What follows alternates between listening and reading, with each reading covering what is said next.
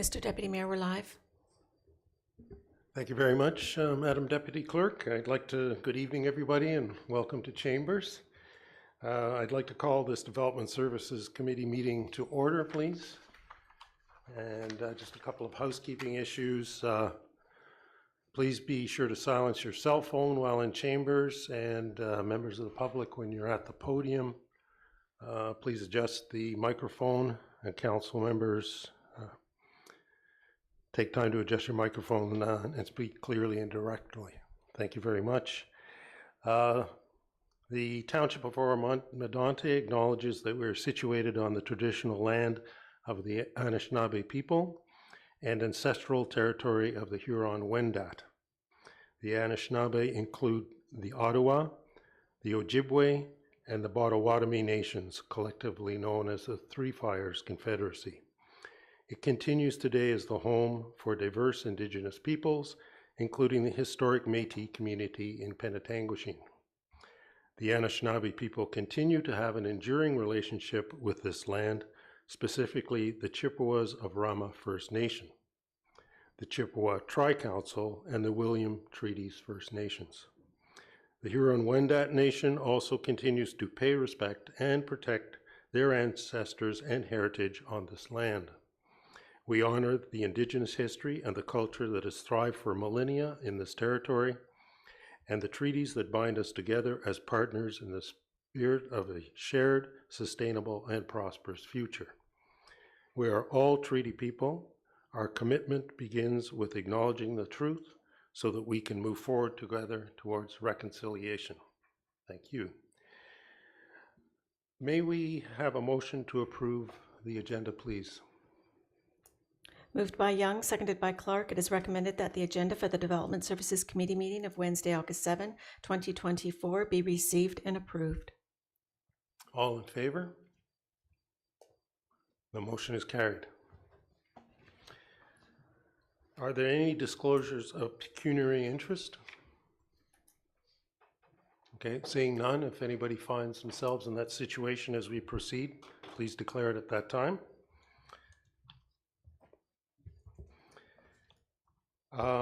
Madam Deputy Clerk, may we have a motion to approve the draft minutes of the previous Development Services Committee meeting? Moved by Shell, seconded by Greenlaw. It is recommended that the draft minutes of the Development Services Committee meeting held on Wednesday, July 3rd, 2024 be received and approved as printed and circulated. Okay, all those in, any comments, sorry, first of all, on the minutes, any corrections? Okay, seeing none, all in favor? Okay, the motion is carried.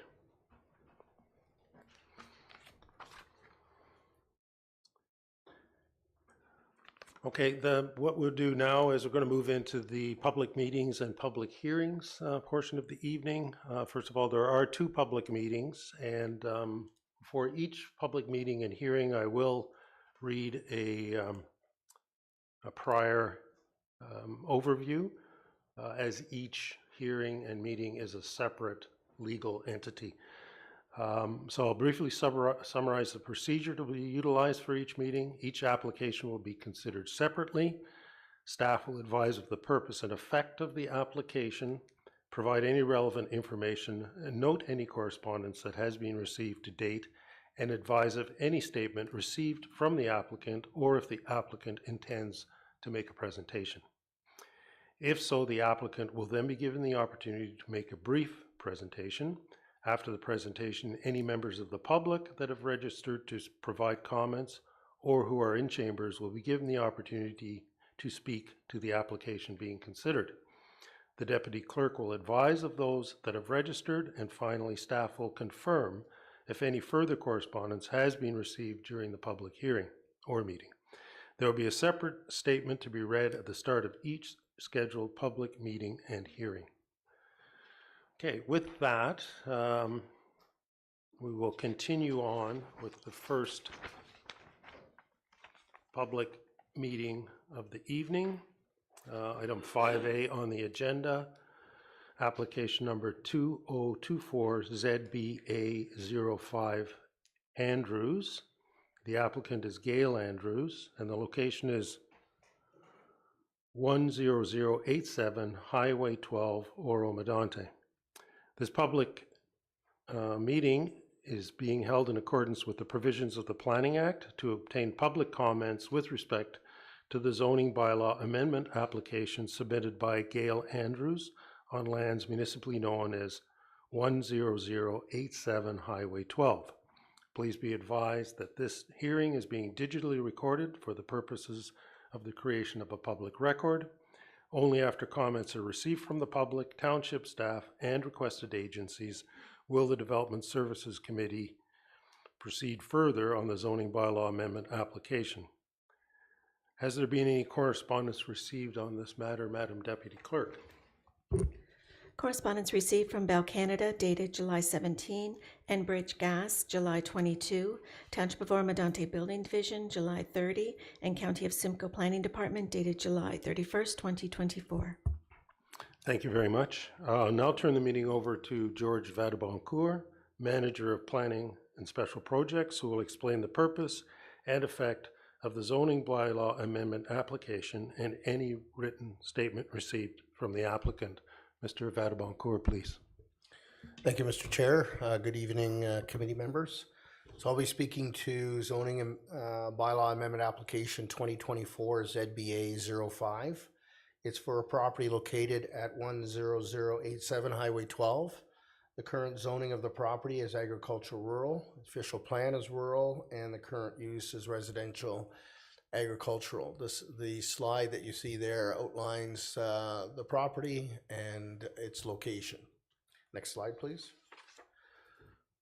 The purpose of the rezoning application is to rezone the applicant's lands from agricultural rural to an agricultural rural exception zone to permit a new 233.2 square meter or 2,510 square foot accessory building with a height of 6.5 meters, 21.5 feet, that contains a 116.5 square meter or 1,254 square foot second floor apartment unit, along with a 48.8 square meter or 525 square foot main level garage for a total apartment floor area of 165.4 square meters or 1,780 square feet. The proposed rezoning conforms to provincial planning policies, the County of Simcoe, and Oro-Medonte official plan policies. Next slide, please. So these slides on the left, you'll see an aerial photo of the subject property. There is a circular driveway that accesses the main residence and the farm buildings on the property.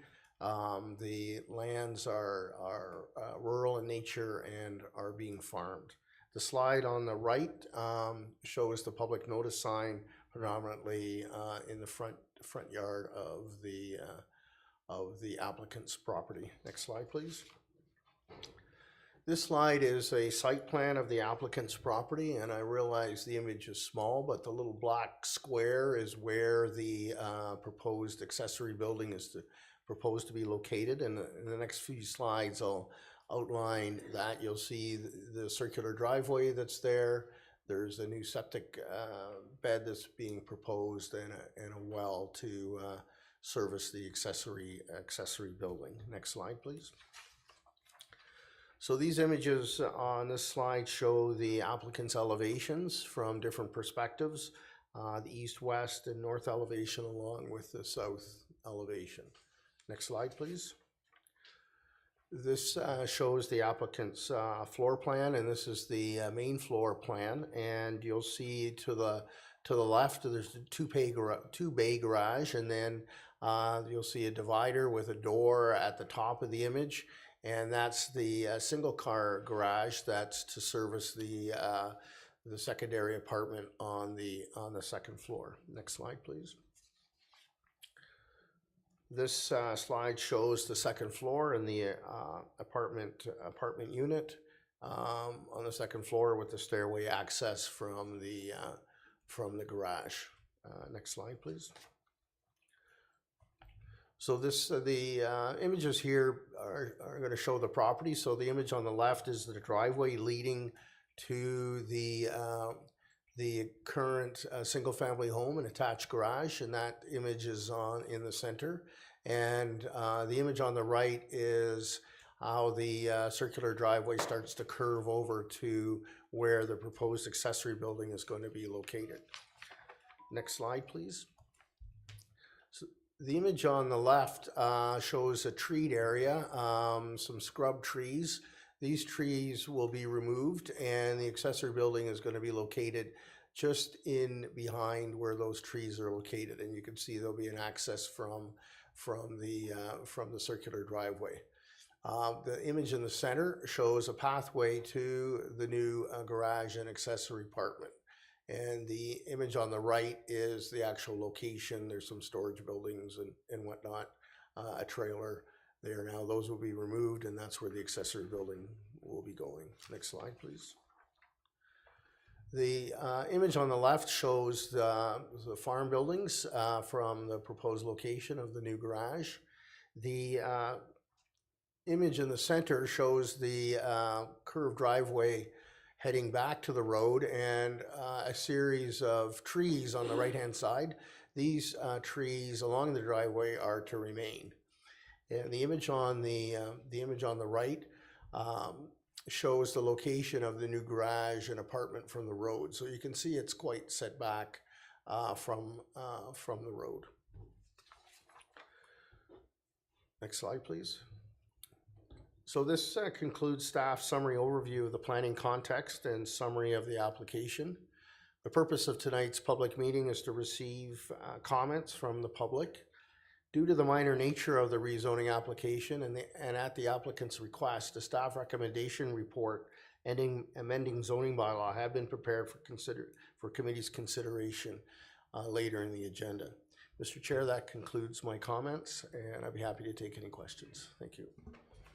Thank you very much, Mr. Vadeboncourt.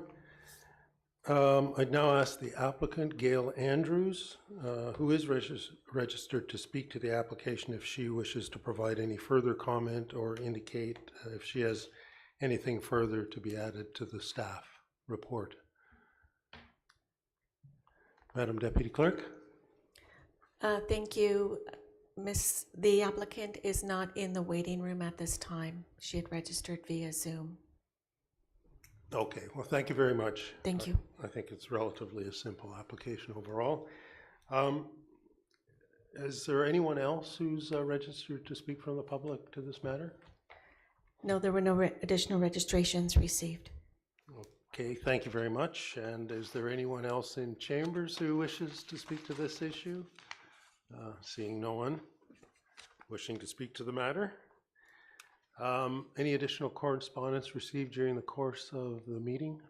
And no additional comments were received. Thank you. Any questions from committee members with regard to the application? Okay, seeing none. So committee wishes to thank everyone for their participation, either through submission or oral comments during the meeting, and will consider all the matters in their decision. The matter is obviously scheduled for later this evening at the end, but a copy of that decision will be mailed to the applicant, agent, and anyone who has submitted written comments or provided oral comments during the hearing in regard to the application. Okay, with that, we can almost move on to the next matter. We have 1 minute to wait. We can't start early.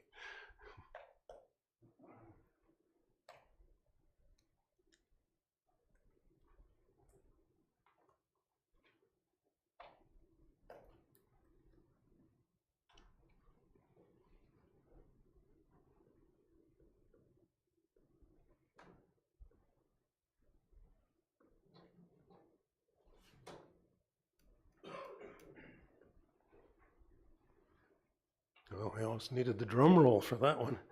All right. So this is a zoning bylaw amendment application 2024 ZBA 09 Monkman. The applicants are Rod and Mary Monkman, and the location is 1017 Lakeshore Road East, Oro-Medonte. This public meeting is being held in accordance with the provisions of the Planning Act to obtain public comment with respect to the zoning bylaw amendment application submitted by Rod and Mary Monkman on lands municipally known as 1017 Lakeshore Road East. Please be advised that this hearing is being digitally recorded for the purposes of the creation of a public record. Only after comments are received from the public, township staff, and requested agencies will the Development Services Committee make a decision on the zoning bylaw amendment application. Madam Deputy Clerk, has there been correspondence received on the matter? Correspondence received from the Township of Oro-Medonte Fire and Emergency Services Department dated July 19, Enbridge Gas, July 22, Township of Oro-Medonte Building Division, July 30, and Lake Simcoe Region Conservation Authority dated August 2nd, 2024. Thank you very much. Now turn the meeting over to Brent Spagnol, Director of Development Services, who will explain the purpose and effect of the zoning bylaw amendment application and any written statement received from the agent. Mr. Spagnol, please. Thank you, Mr. Chair and committee members. The application before committee tonight is to consider to provide for a public meeting regarding an oversized accessory detached building for both height and gross floor area. The property is located at 1017 Lakeshore Road East, is zoned shoreline residential, and is currently being used for residential purposes. The depiction in the slide shows the existing location of the property on the township zoning map, and as committee can see, the property is located along Lake Simcoe, and that is in line with the zoning that's applied to the property. There's also a public notice sign shown in the image to the right. The specific site-specific provision that's being applied for is to allow for a building height of 5.77 meters or 18 feet 11 inches with a total gross floor area of 147 square meters or 1,587 square feet. The purpose of the detached structure is to provide for storage of items incidental to the use of the property. Based on information provided by the applicants, the storage would provide for a boat storage, automobile, and some storage space on the second story. The slide that's shown up on the screen provides an aerial photo. Based on the aerial photo on the left, committee can see that there is an existing cottage located on the property, which is central to the parcel. There's also a boathouse that is located in the western or southwestern corner of the property. And then there's an existing accessory structure that's located to the front of the cottage on the eastern property line. The primary uses in the area are residential in nature, a mix of shoreline residential to the south of Lakeshore Road East, and then residential to the north. This image also, the image on the right, also provides a depiction of the applicant's site plan. What committee members will notice is that there is a larger building that is shaded on the sketch. That building reflects the future intention of the property owners to build a larger residence on the property. I also note that there's a call out that shows the proposed detached accessory garage. That is to be located 2 meters from the easterly lot line and is to replace the existing detached structure.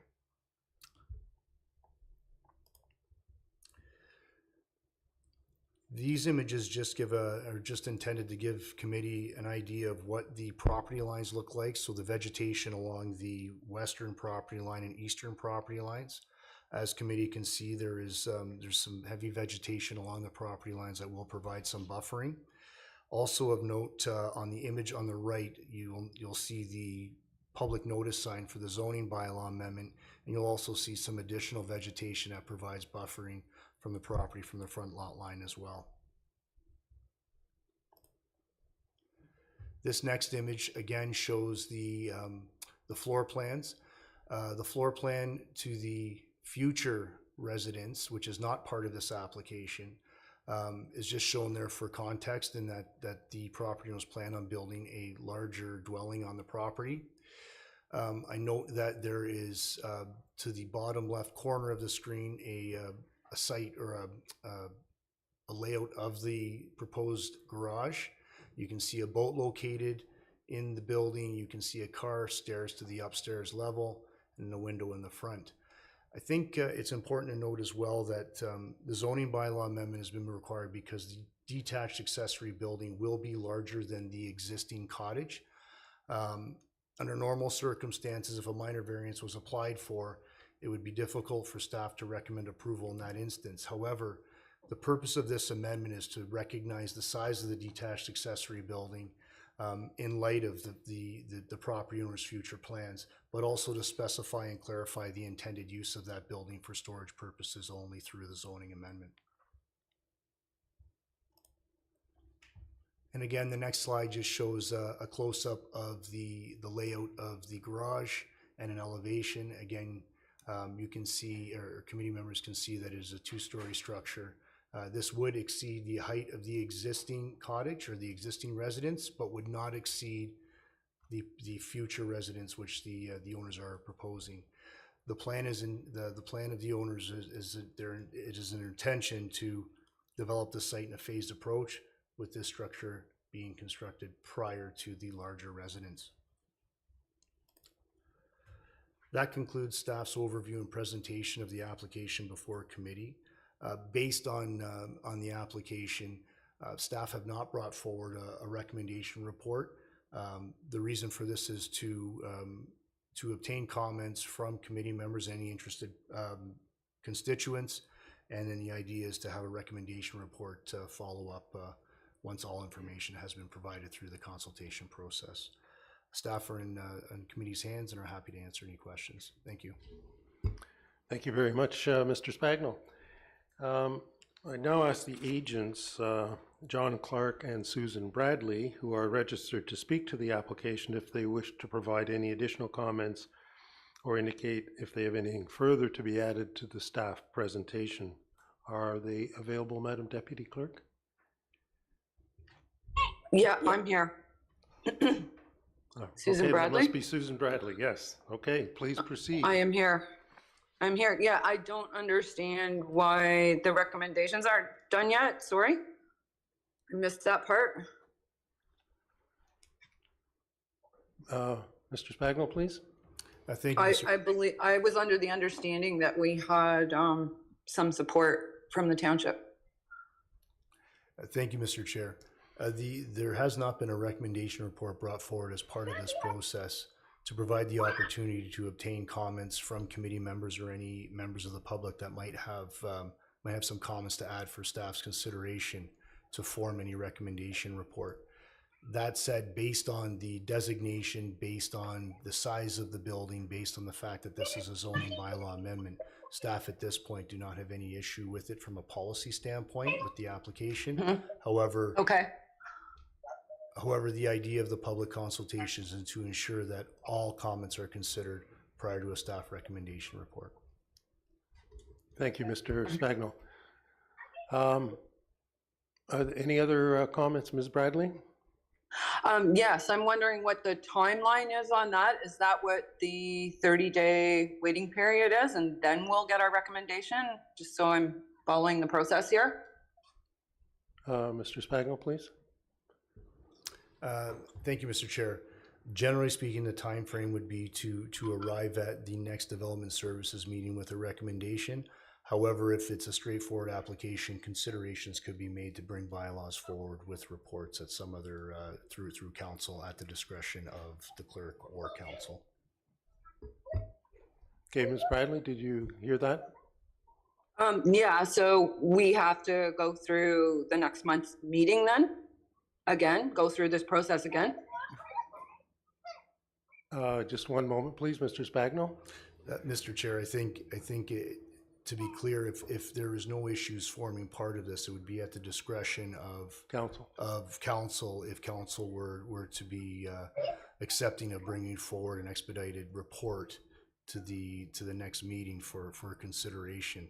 That said, I think when looking at just going to pull up my calendar here, and I believe the next meeting of council would not be until the second week, I believe, of the Of September. September. Right. So it would So- be the next Development Services Yes. Committee meeting, and that would be on September September 4th. 4th. Yeah. So September 4th, Ms. Bradley, would appear to be the next available date. So if all of the building plans and all the applications and everything else are in order, then the matter could proceed at that time. So the matter proceeds at that time, and then we again have to wait the 30 days again I before approval type thing? I'll let Mr. Spagnell answer that. Thank you, Mr. Chair. There would be an appeal period of 20 days that would apply. And basically at that point, the zoning would be in place. Now, given that, provided that there are no issues with respect to the application, and based on appeal rights as they sit right now, really the only authority who has the ability to appeal this would be the applicants. So, you know, provided that that council or development services is accepting of the applications and adopt the zoning, the likelihood of appeal would be very slim on the basis of the available appeal rights under the Planning Act. So that might give you, or that would give you the ability to start making plans and working through various conditions that have been relayed through the comments received through the process. Okay, so we'll get a report when? Mr. Chair, the applicant can expect a report to be received before this committee September 4th, sorry. Okay, and just so I'm clear, so if there's if everything's okay at that point, then we can proceed with permits? Mr. Spagnell? Mr. Chair, I think there'd be the ability to prepare the documentation for the permits. Okay, There would have to be, the appeal period would have to be cleared before the permits could be accepted, but the preparation of that could occur. And and in addition to that, the LSRCA's comments with respect to the planting plan could also be initiated, you know, even, you know, after this process here to get the ball rolling, to start to satisfy some of the conditions as it relates to this application. okay, thank you. Okay, well, thank you very much for your questions. To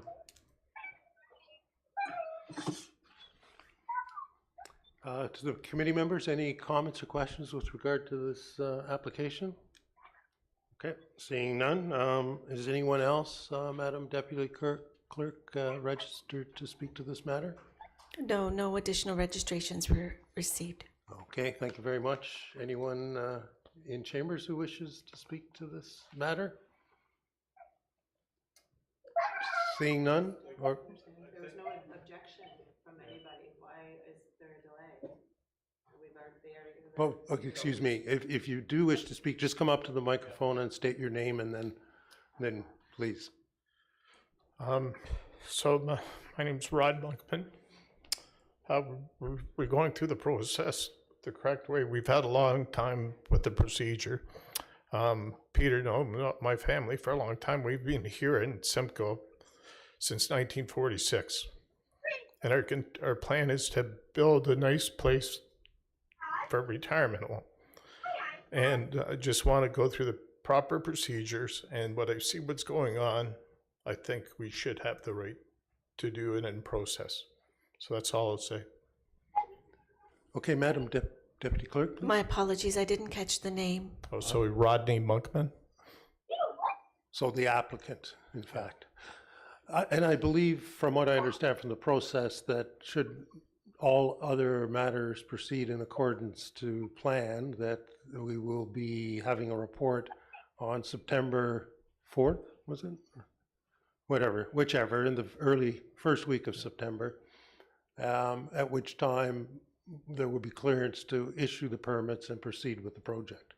Subject to an appeals period, but because of Bill 185, there are no longer any appeals, but the processes within the municipalities have not caught up to the legislation that the province has been putting out. So there's a 20-day appeals process, but the only party that can appeal is in fact yourselves, which is a odd thing in the provincial legislation that currently exists. So you can expect no appeal. So it's pretty much it's pretty much a go at that point. The only issue that would it appears to me remain standing is that the House approvals and all of the other things and the Lake Simcoe Regional Conservation Authority, all those pieces are also in place. Subject to that, you're good to go. Okay, well, thank you for your time. Thank you.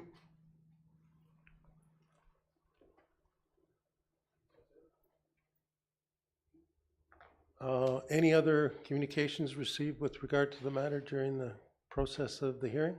No additional comments were received. Thank you very much. Any comments or questions from committee members? Okay, seeing none. So the committee wishes to thank everybody for their participation, either through your submission or written comments or oral comments during the meeting, and will consider all the matters in our decision. A copy of the decision will be mailed out to the applicant, agent, and anyone who has submitted written comments or provided oral comments during the meeting in regard to the application. So thank you very much. Thank you. Thanks, Ben.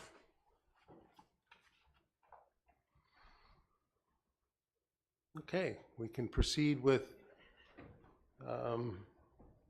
consent applications 2024B-08, 2024B-09, and 2024B-10 Gao.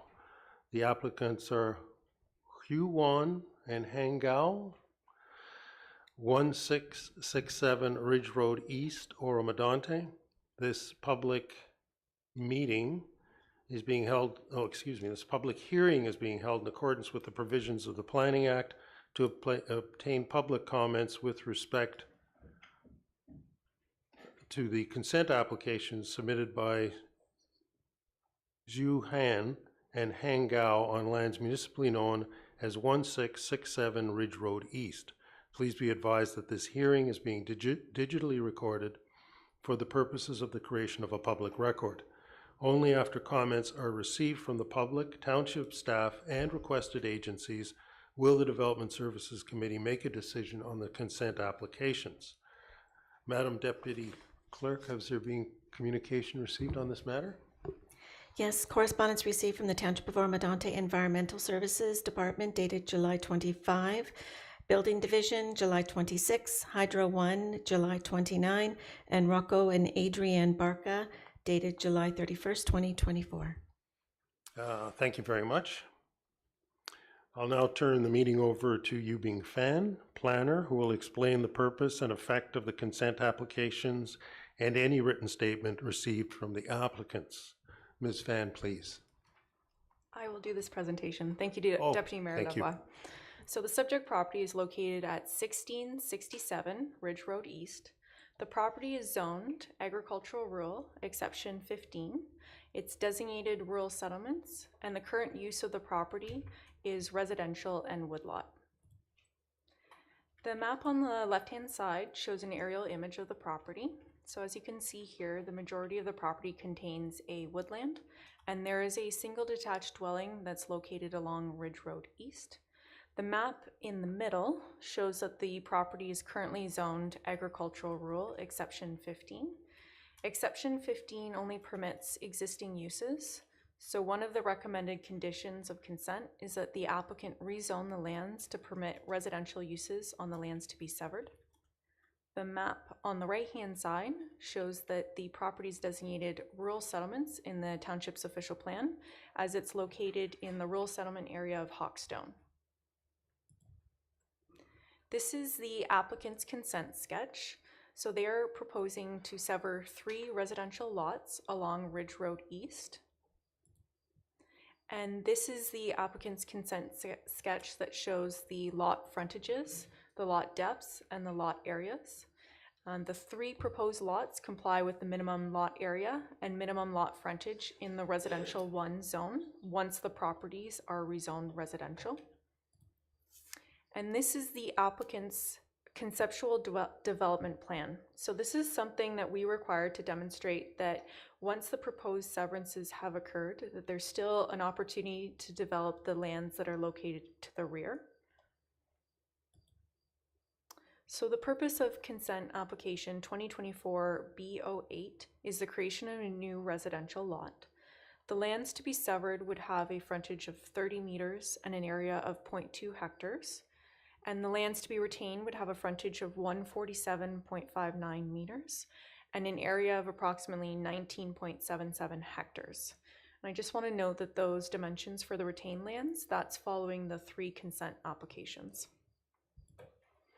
Very similar to the other one, this is for consent application 2024 B09, so similar size, frontage of 30 meters and an area of 0.2 hectares for the severed lands. And again, for consent application 2024 B10, also to create a new residential lot with a frontage of 30 meters and an area of 0.2 hectares. These are the photos for consent application 2024 B08. So the image on the left-hand side shows the public notice sign, and the image on the right-hand side shows the view of the property from the road. And these photos are for 2024 B09. Again, public notice sign on the left-hand side and view of the property from the road on the right-hand side. And once more, for 2024 B10, public notice sign on the left-hand side and a view of the proposed severed lands on the right-hand side. Now these are views looking southwest of the severed and retained lands.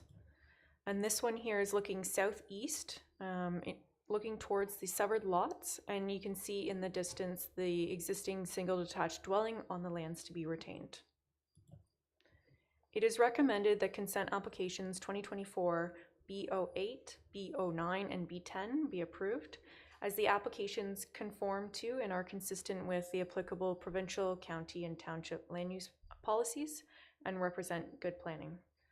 All the recommended conditions are listed on this slide and the following 5 slides, and they're all standard conditions. I'm available for questions. Thank you. Thank you very much, Ms. McCarroll. I'd now ask the agent, Debbie Vandenacker, who is registered to speak to the application, if she wishes to provide comment or indicate if she has anything further to be added to the staff presentation. Ms. Vandenacker, Yes, thank you. please. Nope, I am here. please. Thank you. Please proceed. Thank you. So good evening. My name is, as you said, Debbie Vandenacker. I'm a planner with Planscape, 104 Kimberley Avenue in Bracebridge, P1L 1Z8. I'm here this evening on behalf of owners Hengao and Zuhan, who reside at 1667 Ridge Road East.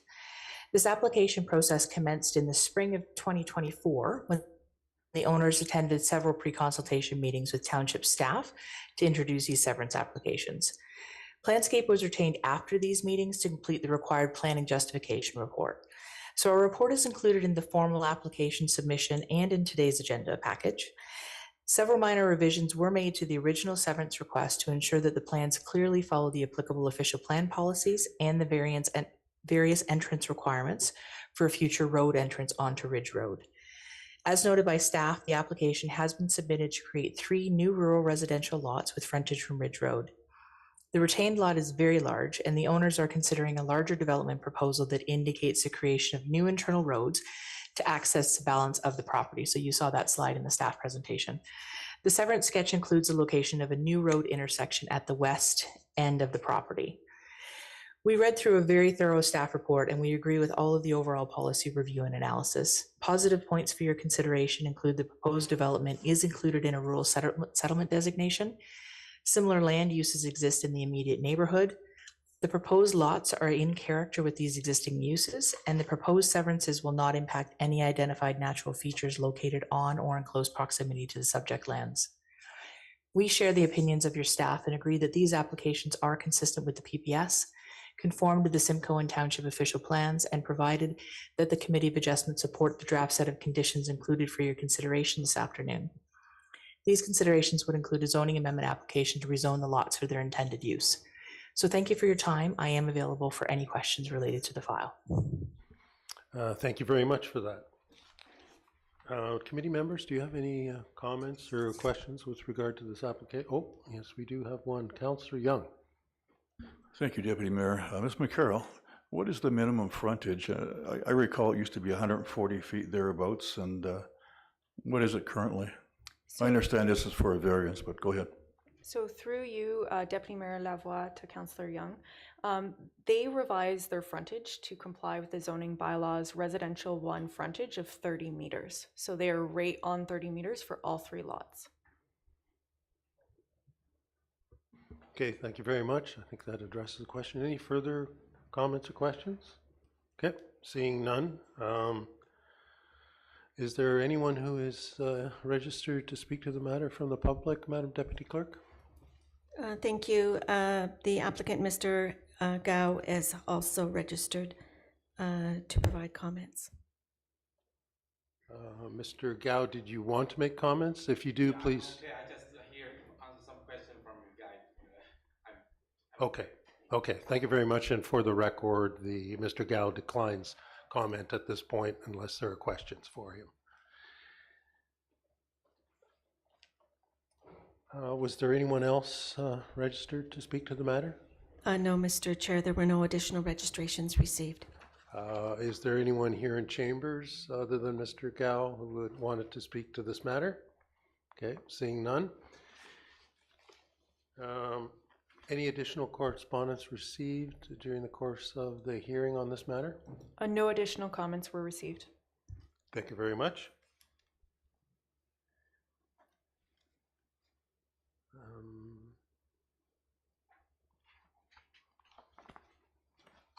Is there a motion on this matter? Yes, there is. Okay, thank you very much. May I have the motion, please? Moved by Clark, seconded by Shell. It is recommended 1, that DS 2024-100, Andy Karaskakis, Manager Planning Services, reconsent applications 2024-B08, 2024-B09, and 2024-B10, Hangao and Zuhan 1667 Ridge Road East be received and adopted. 2, that consent application 2024-B08 to permit the creation of a new residential lot having a lot frontage of approximately 30.06 meters, 98.62 feet, a lot depth of approximately 54.00 meters, 177.16 feet, and an area of approximately 0.2 hectares, 0.49 acres be approved, subject to the conditions as outlined in DS 2024-100. 3, that consent application 2024-B09 to permit the creation of a new residential lot having a lot frontage of approximately 30.08 meters, 98.69 feet, a lot depth of approximately 72.02 meters, 236.29 feet, and an area of approximately 0.2 hectares, 0.49 acres be approved, subject to the conditions as outlined in DS 2024-100. 4, that consent application 2024-B10 to permit the creation of a new residential lot having a lot frontage of approximately 30.09 meters, 98.72 feet, a lot depth of approximately 72.02 meters, 236.29 feet, and an area of approximately 0.2 hectares, 0.49 acres be approved, subject to the conditions as outlined in DS 2024-100. 5, that the applicant be advised of the committee's decision under the Secretary-Treasurer's signature. Thank you very much for that. Are there any questions from the members of the committee with regard to the motion? Okay, seeing none, may I have the vote, please, on the motion? All those in favor? Okay, the motion is carried. So thank you very much, everyone, for your participation, either through submission of written comments or oral comments during the meeting. And this closes the hearing application. A copy of the decision will mail to the applicants, agents, and anyone who have submitted written comments or provide oral comments during the hearing in regard to the application. So thank you very much. With that, we can move on to item 6B, which is application 2024B11, Quinnen Construction. The applicant is Dallas Bollier of Quinnen Construction, and the location is 466 Line 2 North, Oro-Medonte. This public hearing is being held in accordance with the provisions of the Planning Act to obtain public comment with respect to the consent application submitted by Dallas Bollier, Quinnen Construction, on lands municipally known as 466 Line 2 North. Please be advised that this hearing is being digitally recorded for the purposes of the creation of a public record. Only after comments are received from the public, township staff, and requested agencies will the Development Services Committee make a decision on this consent application. Madam Deputy Clerk, has there been communication received on this matter? Correspondence received from the Township of Oro-Medonte Fire and Emergency Services Department, July 24, Building Division, July 26, Enbridge Gas, July 26, Hydro 1, July 29, MHBC Planning on behalf of Trans-Canada Pipelines Limited, July 29, and County of Simcoe Planning Department dated July 30, 2024. Thank you very much. I'll now turn the meeting over to Catherine McCarroll, Senior Planner, who will explain the purpose and effect of the consent application and any written statement received from the applicant. Ms. McCarroll, please. Thank you, Deputy Mayor Lavoie. The subject property is located at 466 Line 2 North. The property is zoned Rural Residential 2 and Rural Industrial, and the benefiting lands are zoned Rural Residential 2. The property is designated agricultural and greenlands, and the benefiting lands are designated rural residential, and the current use of the property is industrial.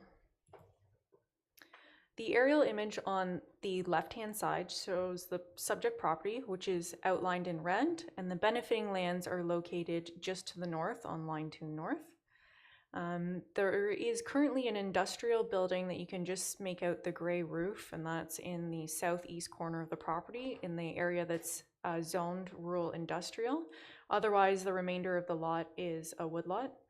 And then the image on the right-hand side shows the public notice sign that was posted on the property. The map on the left shows the subject lands are designated agricultural and greenlands, and the benefiting lands are designated agricultural in the county's official plan.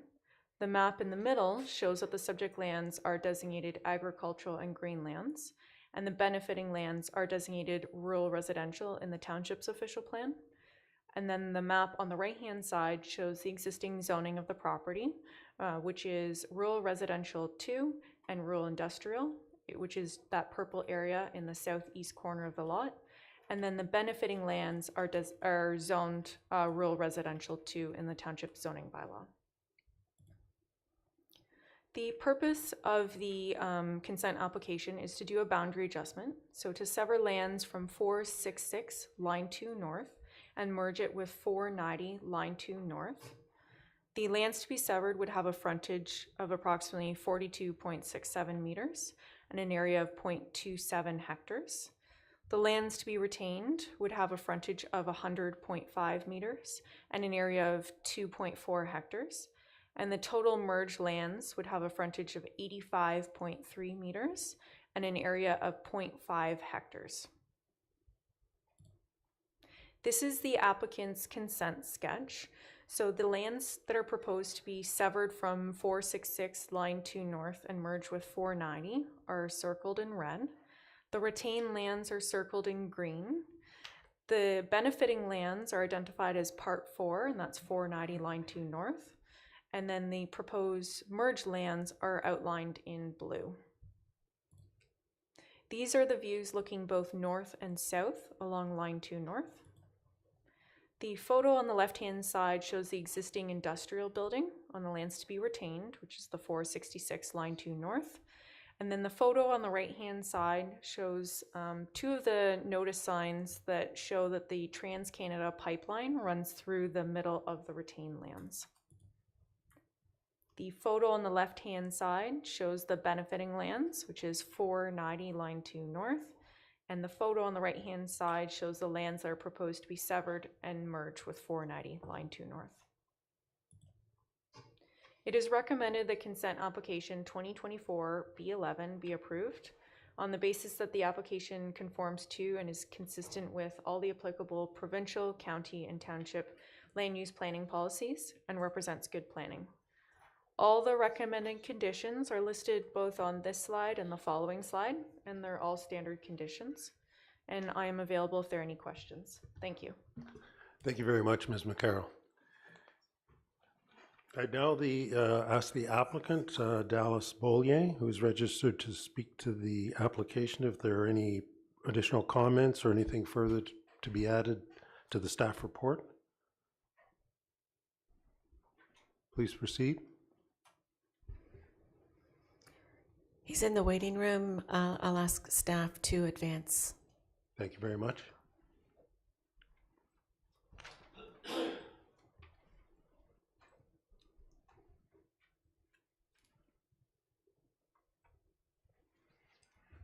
Hello, can you hear me now? We can indeed. Thank you. Yeah, I heard your question, and I have nothing to add to the comments or add any comments to your discussion so far. Okay, thank you very much for that. Members of the committee, do you have any comment or questions with regard to this application? Okay, seeing none. Are there any members of the public registered to speak to this matter, Madam Deputy Clerk? There were no additional registrations received. Okay, thank you very much. Is there anyone here in chambers who wishes to speak to this matter? Seeing no one wishing to do so, we'll proceed. Any further correspondence received during the course of the hearing? No additional comments were received. Thank you, Ms. McCarroll.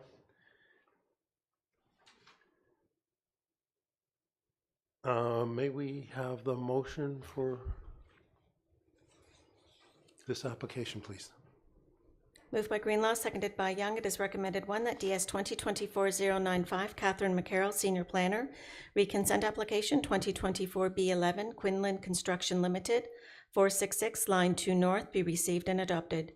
2, that consent application 2024-B11 by Quinlan Construction Limited to permit a boundary adjustment having a lot frontage of approximately 42.67 meters, 140.0 feet, a lot depth of approximately 60.96 meters, 200.0 feet, and an area of approximately 0.27 hectares, 0.67 acres, to be added to the property located at 490 Line 2 North, Township of Oro-Medonte, be approved, subject to the conditions as outlined in DS 2024-095.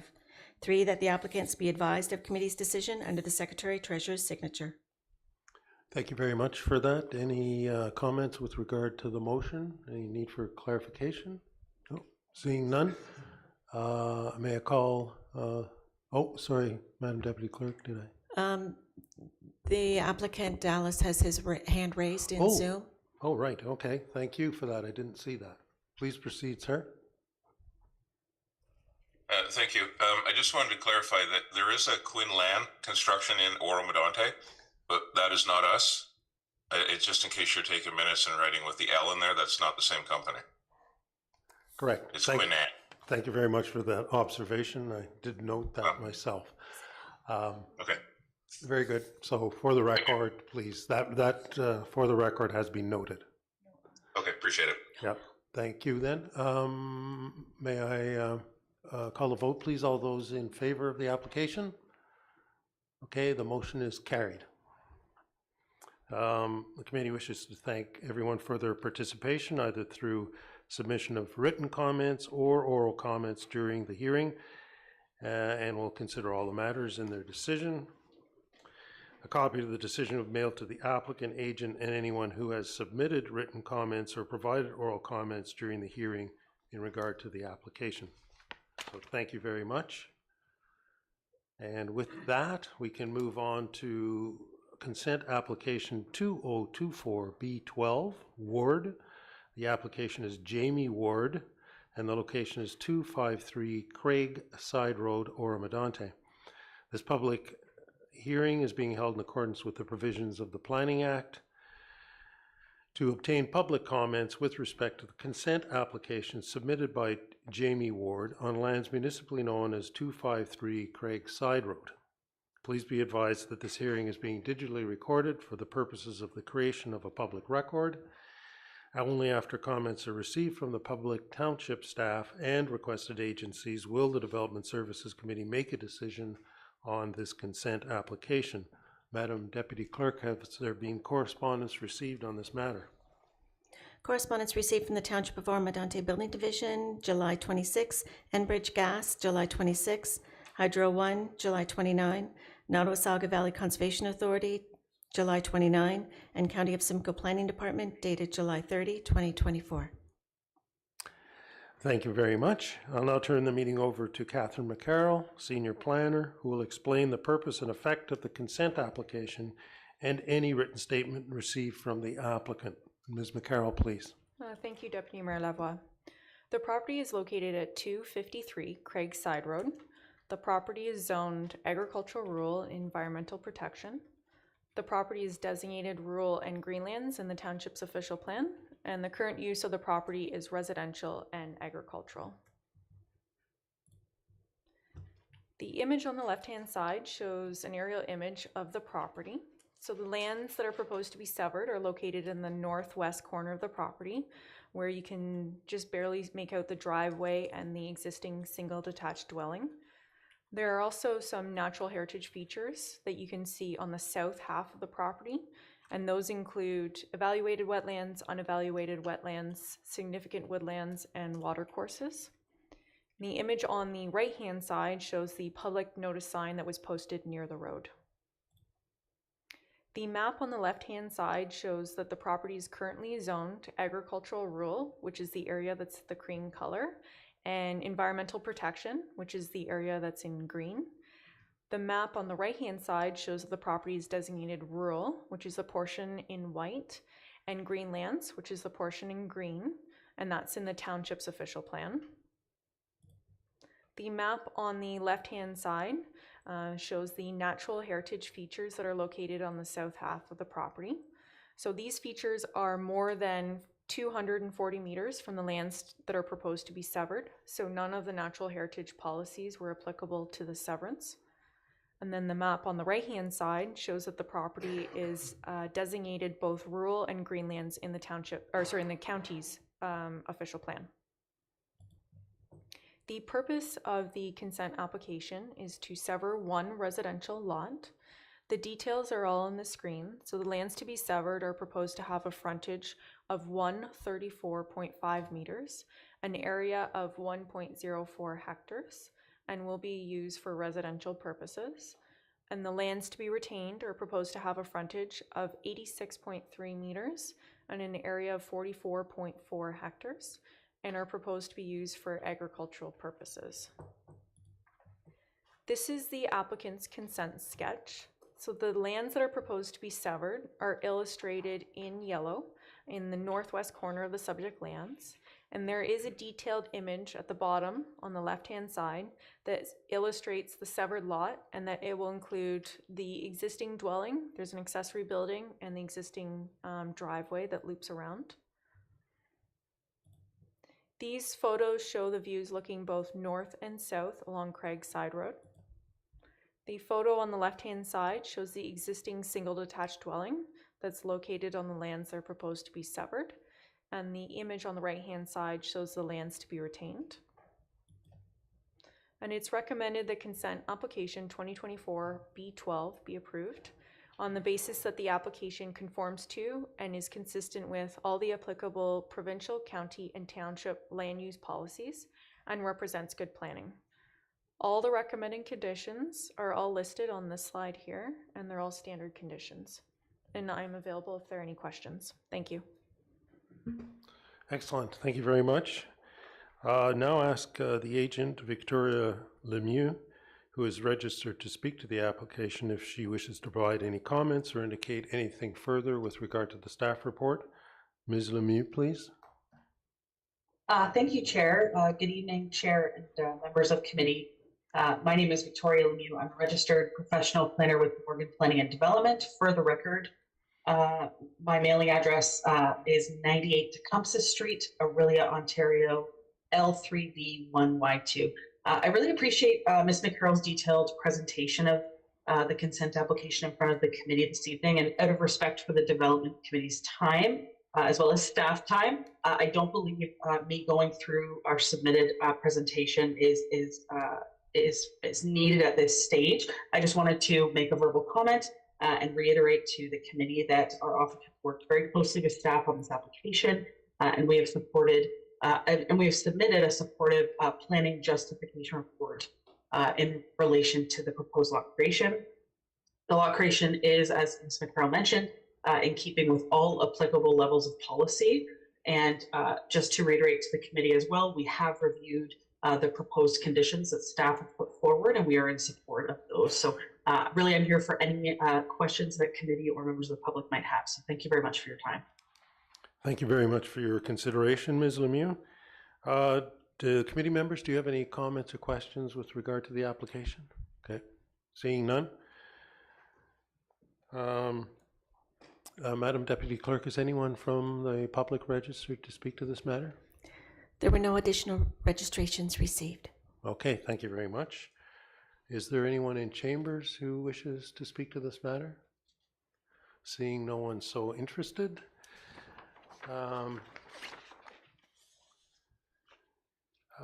Any additional correspondence received during the course of the hearing? No additional comments were received. Thank you, Ms. McCarroll. May we have the motion, please, Madam Deputy Clerk? Moved by Shell, seconded by Greenlaw, is recommended one, that DS 2024-096, Catherine McCarroll, Senior Planner, Reconsent Application 2024B12, James Ward, 253 Craig Side Road, be received and adopted. Two, that consent application 2024B12 to permit the creation of a new residential lot having a lot frontage of approximately 134.5 meters, 441.3 feet, a lot depth of approximately 77.0 meters, 252.6 feet, and an area of approximately 1.04 hectares, 2.26 acres, be approved subject to the conditions as outlined in DS 2024-096. 3, that the applicant be advised of committee's decision under the Secretary-Treasurer's signature. Thank you very much. Any questions, concerns, comments with regard to the motion itself? Seeing none, can I call the vote, please? All in favor of the motion? The motion is carried. The committee would like to thank everyone for their participation, either through submission of written comments or oral comments during the hearing. A copy of the decision will be mailed to the applicant, agent, and anyone who has submitted written comments or provided oral comments during the hearing in regard to the application. With that, we can now move on to minor variance application 2024A36, Glover and Dean. The applicants are Bill Glover and Tammy Dean.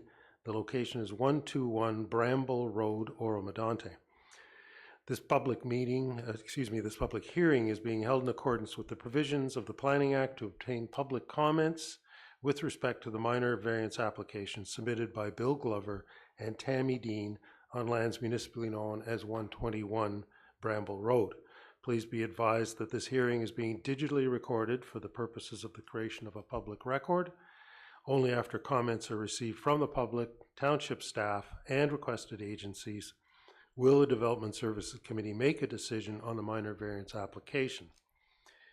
Has there been any correspondence received on this matter, Madam Deputy Clerk?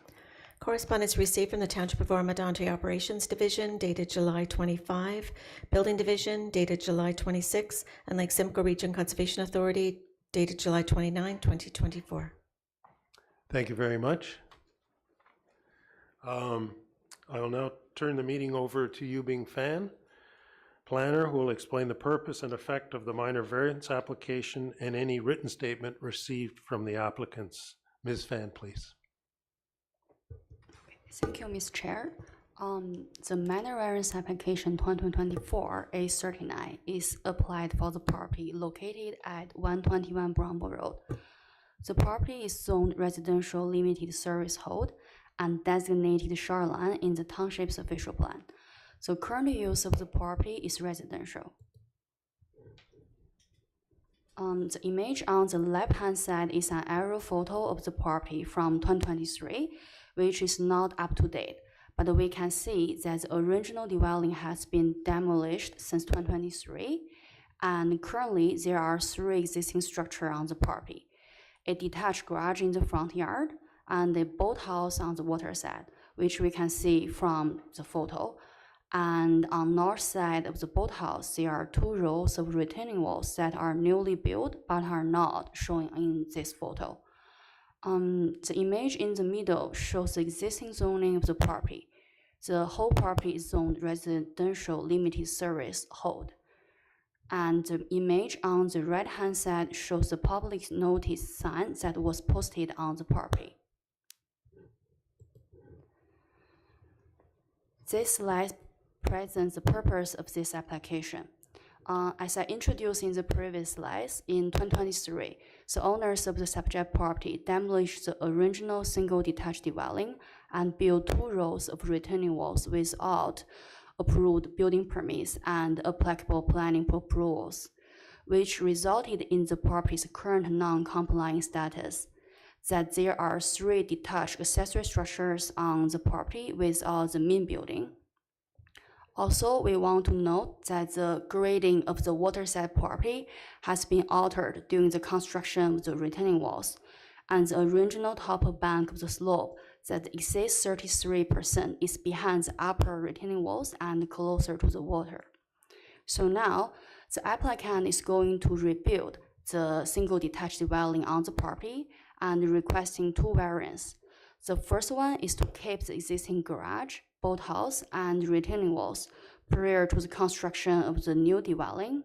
And the second one is to construct the new dwelling with a reduced setback of 14.7 meters from the top bank of the slope in the original set conditions that existed prior to the construction of the retaining walls. And the applicant is seeking relief from Section 5.1.2 and Section 5.31 of the zoning bylaw. This slide shows us the site plan. The proposed dwelling is located in the middle and colored in dark gray. We want to note that the zoning compliance of the retaining walls and boathouse is not part of this application. These 2 structures are subject to future planning review and planning act applications if required. These 2 pictures shows us the views looking east and west along the Brownbull Road. The photo on the left hand shows the existing detached garage in the front yard, and the photo on the right hand side shows the existing retaining walls on north side of the boathouse. This slide shows us 2 photos. The left hand side photo shows the existing boathouse, and the right-hand side photo shows the view looking from the Brownbull Road.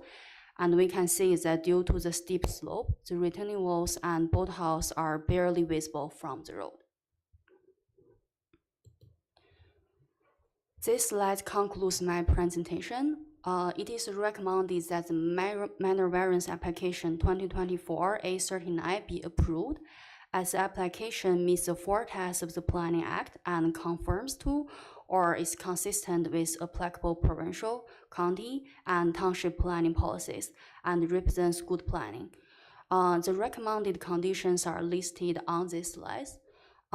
Thank you all committee members, and I'm available for any questions. Thank you. Thank you very much, Ms. Fan. Well done. I'll now ask the agent, Philippe Lademadeleine, who is registered to speak to the application, if he wishes to provide any further comment or indicate if anything further is to be added to the staff presentation. Can you hear me? Oh, we can indeed. Okay, perfect. Well, at this point, since the municipality is recommending us to be approved, unless there's some questions by the committee, I have nothing further to add. We did do all of our due diligence in regarding the design of the home to make sure that We maintain a 30-meter setback from the high water mark of Lake Simcoe. We've had Lake Simcoe's review and pre-approval of most of what we've proposed on the well, for all of what was proposed for the new home, and yeah, otherwise not much else I can say unless there's some questions. Okay, thank you very much, sir. Committee members, do you have any comments or questions with regard to this application? Seeing none. Madam Deputy Clerk, is there anyone else registered to speak to this matter? The applicant had registered to speak, Mr. Bill Glover, but also in the waiting room is Tammy Dean, if we can confirm if she has comments. Okay, do you have any comment, Mr. Glover or Ms. Dean? Hi, can you hear me? We can, yes, thank you. Hi, this is Tammy Dean. I'm the co-applicant along with my husband, Bill Glover. I just want to give a background. I know you've had a lot to deal with tonight, but I think a little bit of background to this project will give you an idea of what we've been dealing with for the last 7 years. Just a background, I've lived in Oro-Medonte for approximately 25 years. Bill and I purchased the property at 121 Bramble in April of 2016, knowing that it needed some work on both the shoreline and the house. The initial plan was to fix the failing shoreline, renovate the 1,200 square foot house, and add a 500 square foot addition to accommodate our family's needs.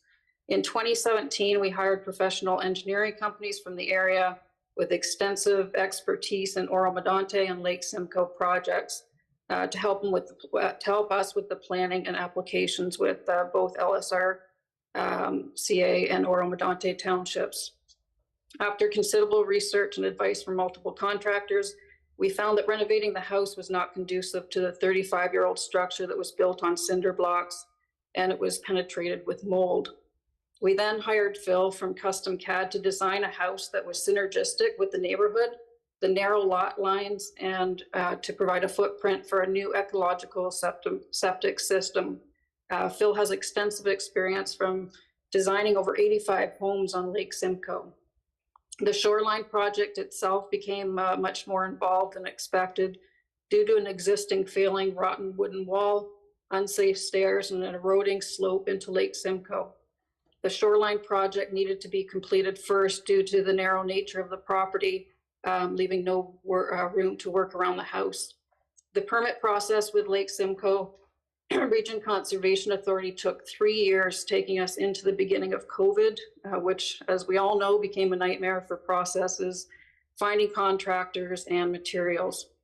4 years later, and after hundreds, and I'm not exaggerating, of emails, meetings with professional engineers, both soil and structural, with designers, contractors, builders, Oro-Medonte and LSRCA admin staff, changes in staff, all incurred extraordinary expenses, but that's where we have arrived, where we are today.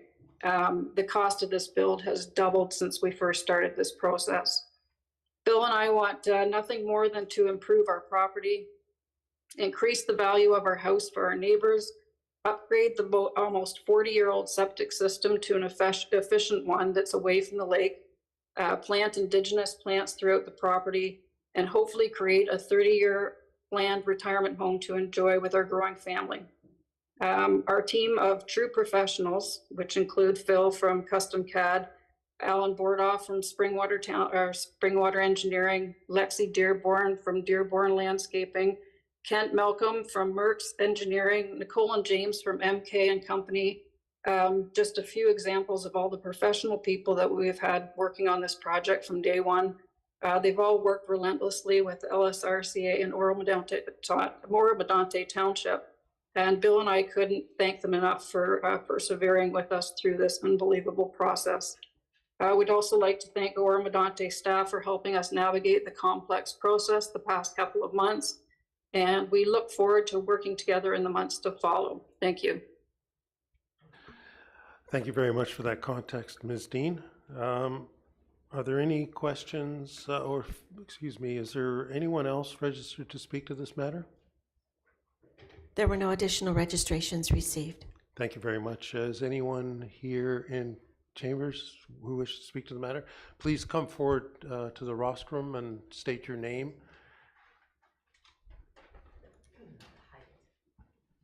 Good evening. Good evening, members, and thank you for this opportunity.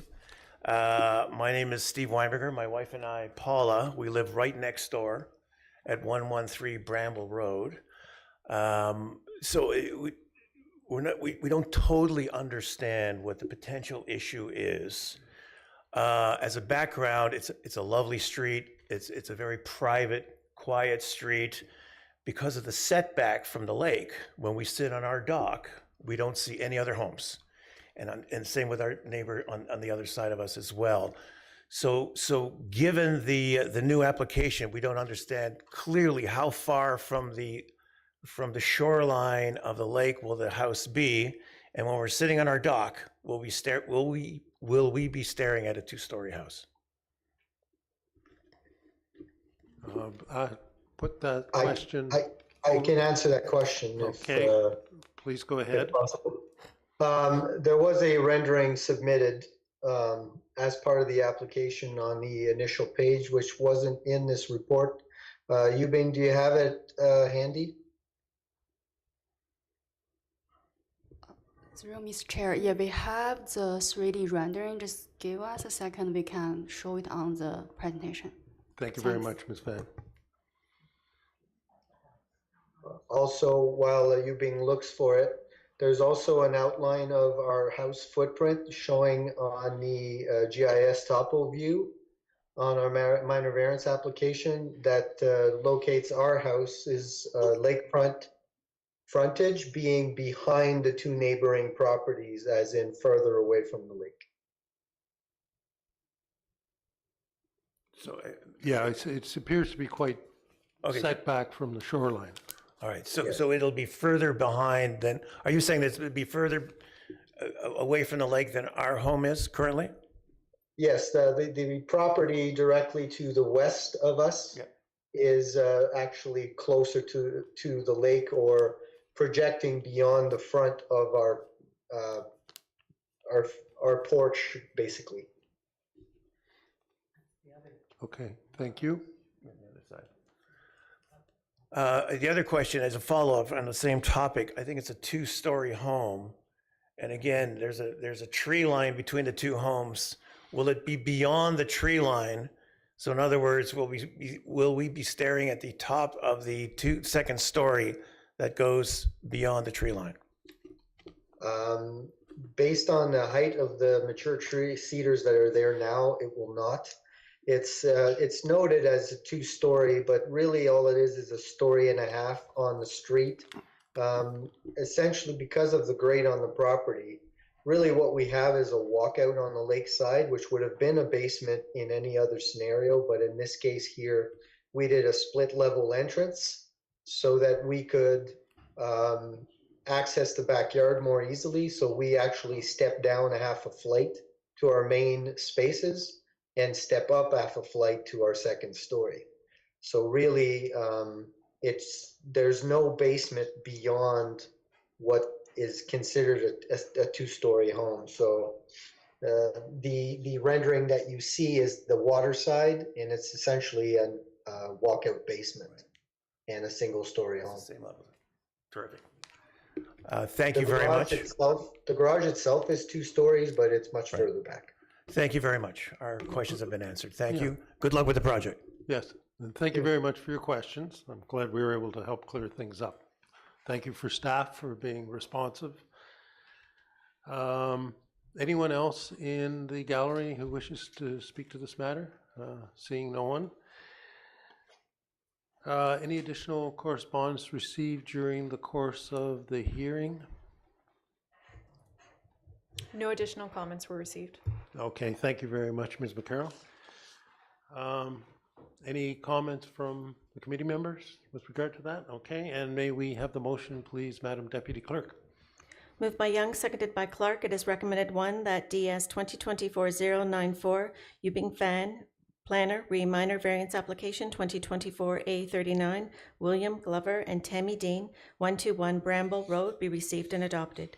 2, that minor variance application 2024-A39, specifically for permission to construct a single detached dwelling with a reduced setback of 14.7 meters, 48.2 feet from the top of bank of a slope that exceeds 33% in the rear yard / water side of the property, and to keep the existing garage, boathouse, and retaining walls prior to the construction of the new single detached dwelling on lands municipally known as 121 Bramble Road, Township of Oro-Medonte, be approved subject to the conditions as outlined in DS 2024-094.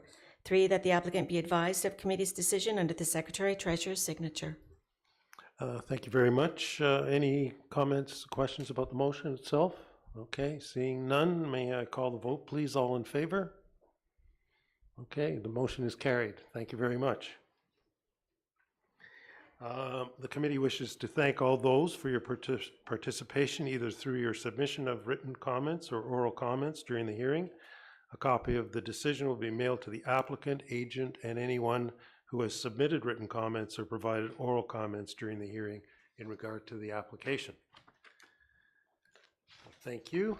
We now move on to item 6E, which is a minor variance application 2024-A40, Collar and Noble. The applicants are Matt and Jill Collar and Dave and Helen Noble of 885 1516 Side Road East, Oro-Medonte.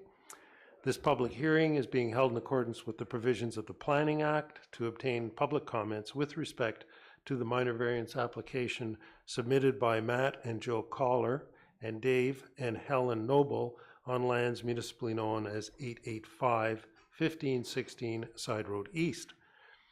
Please be advised that this hearing is being digitally recorded for the purposes of the creation of a public record.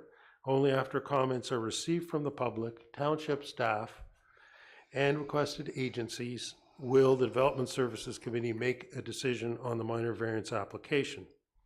Madam Deputy Clerk, are there any correspondence on this matter? Correspondence has been received from the Township of Oro-Medonte Operations Division, July 25th, Building Division, July 26th, and Enbridge Gas, dated July 30, 2024.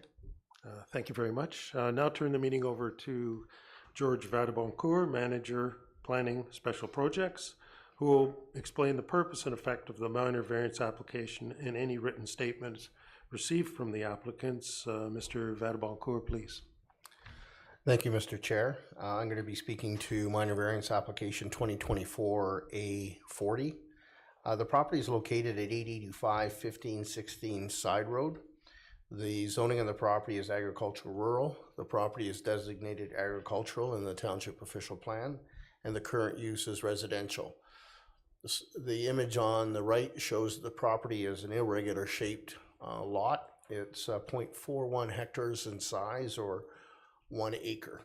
Next slide, please.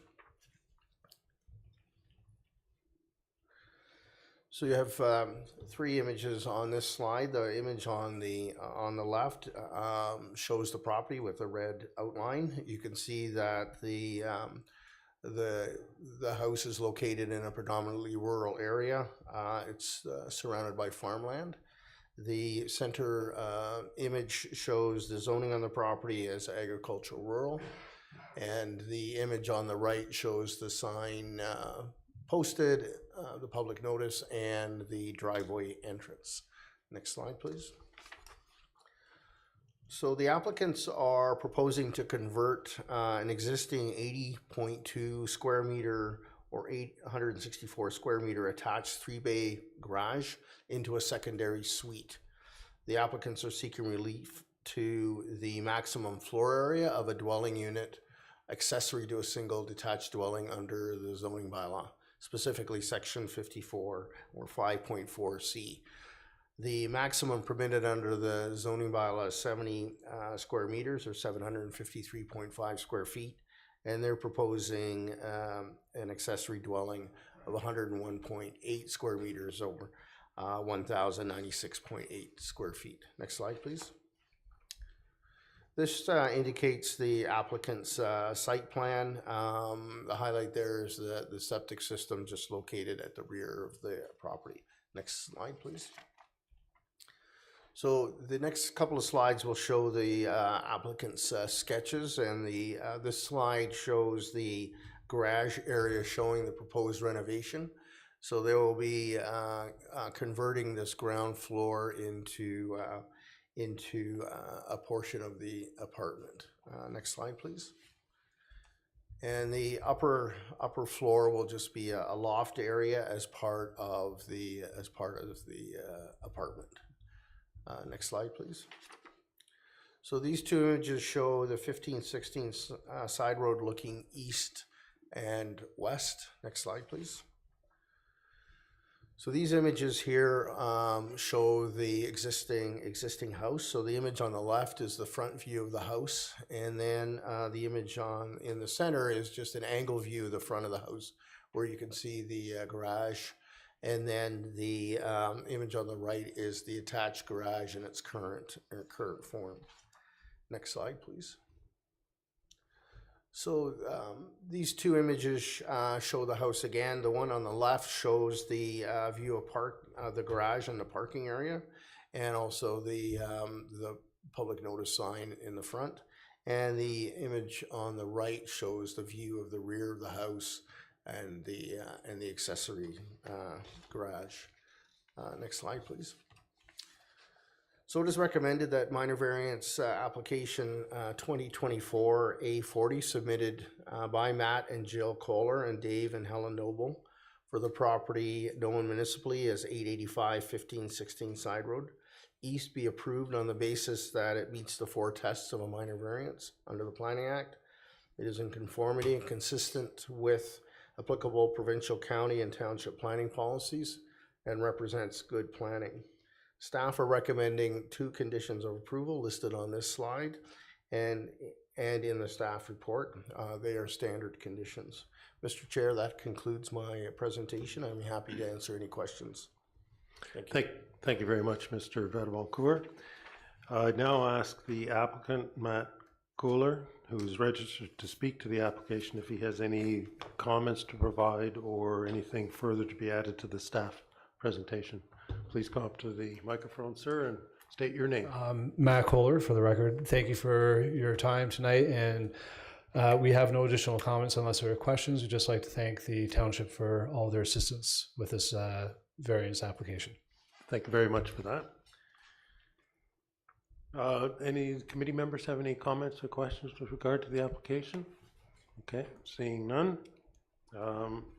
Anyone from the public registered to speak to this matter, Madam Deputy Clerk? No, there were no additional registrations received. Thank you very much. Anyone else in chambers who wishes to speak to this matter? Seeing none. Any further correspondence received during the course of the hearing? No additional comments were received. Thank you, Ms. McCarroll. May we have the motion, please, Madam Deputy Clerk? Moved by Greenlaw, seconded by Shell. It is recommended, 1, that DS 2024-099, George Vadabancourt, Manager, Planning, Special Projects, Minor Variance Application 2024-A40, Matt and Jill Kohler and Dave and Helen Noble, 885-1516 Side Road East, be received and adopted. 2, that minor variance application 2024-A40, specifically to convert an existing 80.2 square meter, 864.0 square feet, attached 3-bay garage into an apartment unit over 2 floors, that is 101.8 square meters, 1,096.8 square feet in size, be approved subject to the conditions as outlined in DS 2024-099. 3, that the applicant be advised of the committee's decision under the Secretary Treasurer's signature. Thank you very much. Committee members, any questions or comments about the motion itself? Okay, seeing none. Call the vote, please. All in favor? Okay, the motion is carried. The committee wishes to thank all of those for your participation through either submission or written comments or oral comments during the hearing. A copy of the decision will be mailed to the applicant, agent, and anyone who has submitted written comments or provided oral comments during the hearing in regard to the application. With that, it closes the meetings and hearings for the evening, and we are now on to item 7A, which is a deputation with regard to an update on a private-public partnership, and the deputation will be presented by Mr. Jim Graham. Mr. Graham, would you please come to the podium, adjust the microphone, and proceed when you're ready? Thank you, Mr. Chair. Mr. Chair, members of the committee. Just one moment. Do you think you'd be more than 10 minutes? I am going to do my best to keep it inside 10 minutes, but the glamorous world of waste, I'll keep an eye on my watch. Okay, and otherwise, I think what we'll do is just pass a motion now to permit that so that we don't have to arrest your presentation mid-stroke. That's right, yes, in mid-swing, as it were. Can I have a motion just to go beyond the 10 minutes, please? Thank you. Per the procedural bylaw, council can consent. No formal motion is required, but if council can consent to allow the deputation to proceed past the 10-minute limit. Okay, and do we have a vote on the consent to proceed? All in favor of consenting? Okay, you have the go-ahead. And I will try to be brief, Mr. Chair. Mr. Chair. Thank you, Mr. Graham. Members of committee, staff. First of all, these chambers are very familiar to us, but the faces have all changed many times since we started this project many years ago. The context for us wanting to bring a delegatory status tonight was the report that Mr. Vadbancourt was preparing in regards to updating yourselves on this public-private partnership. And I got to say, sir, you did a great job trying to synthesize and be concise with what is a very voluminous history and file going back to 2008 and even before. I don't see the slides in front of me, but I'm going to make a quick introduction to the Oro-Medonte team.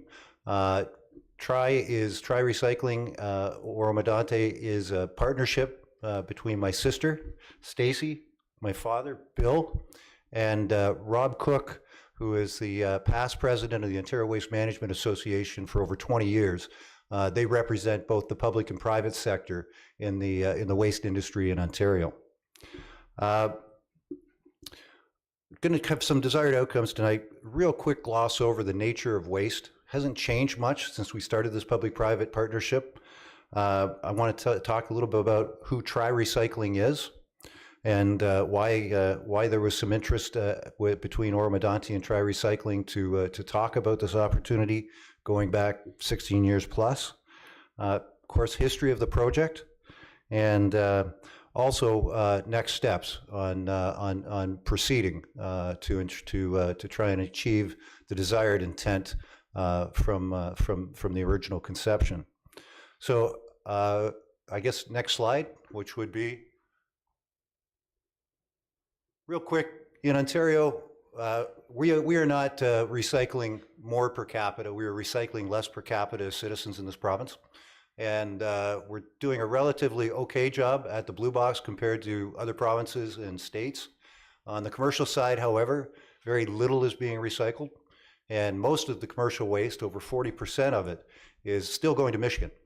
Of that commercial waste, over 35% of it is construction and demolition materials. And I'm going to give you a little bit of context as to who Tri Recycling is, because it's public information through the Ministry of Environment in Ontario that our track record is we recycle over 85% of what comes in as construction demolition waste. Next slide. So Tri was founded by my father in '91. I took over the company around 2000.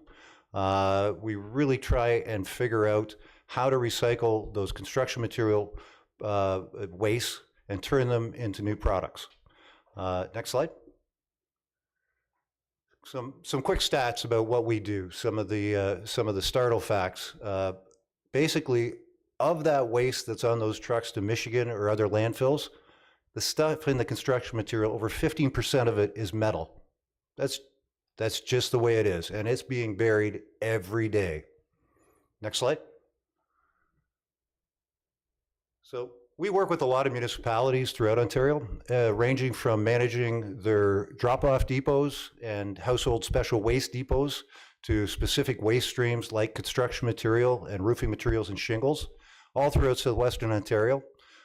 We do all of the management of their public drop-off facilities for the City of London and the household special waste, as well as drop-off facilities for the City of St. Thomas. We work very closely in southwestern Ontario with a number of municipalities. It's just to give you some context that we've been around, that we do our best to do good things. Next. So the intent of the partnership, and first of all, I want to say that it was Oro-Medonte that approached us back in 2004, 2006. And the intent was that there was extracted gravel property at the Line 7 location. They were looking for ways to create economic development on that property. They were looking for green economic development. They had seen our facilities. They had talked to municipalities that we had worked with. And the proposal came forward that we could form a public-private partnership. We're using municipal lands operated by Tri-Recycling to try and minimize the waste from the construction sector coming from Simcoe County and the local region. Next. The history. 2008 was the first formal part of our history. We began discussing it, and the idea of using the municipal lands at the extracted gravel area was put forward. 2010, we entered into a lease agreement whereby Tri-Recycling Oro-Medonte would be leasing the property and would be able to go forth to make application to the ministry to get what's called an environmental compliance approval. At that time, we also had to go through a zoning for the property to change it from pure extraction to allow a waste facility on the property. That was completed. 2011, we made our first submission to the Ministry of the Environment for an environmental compliance approval. It took many twists and turns for a whole variety of reasons. That environmental compliance was finally granted in 2016. And at that point, discussions began around site plan agreement to move forward. Now that environmental compliance approval is timed. There are dates on it that we have to be active and operating in order to stay in compliance, and that's been extended once, and we are approaching our next deadline. Next slide. This was basically a simplified version of the engineered drawings approved by the Ministry of the Environment. They get very granular, everything from specific grades to the physical infrastructure and equipment to mitigate any issues on the site.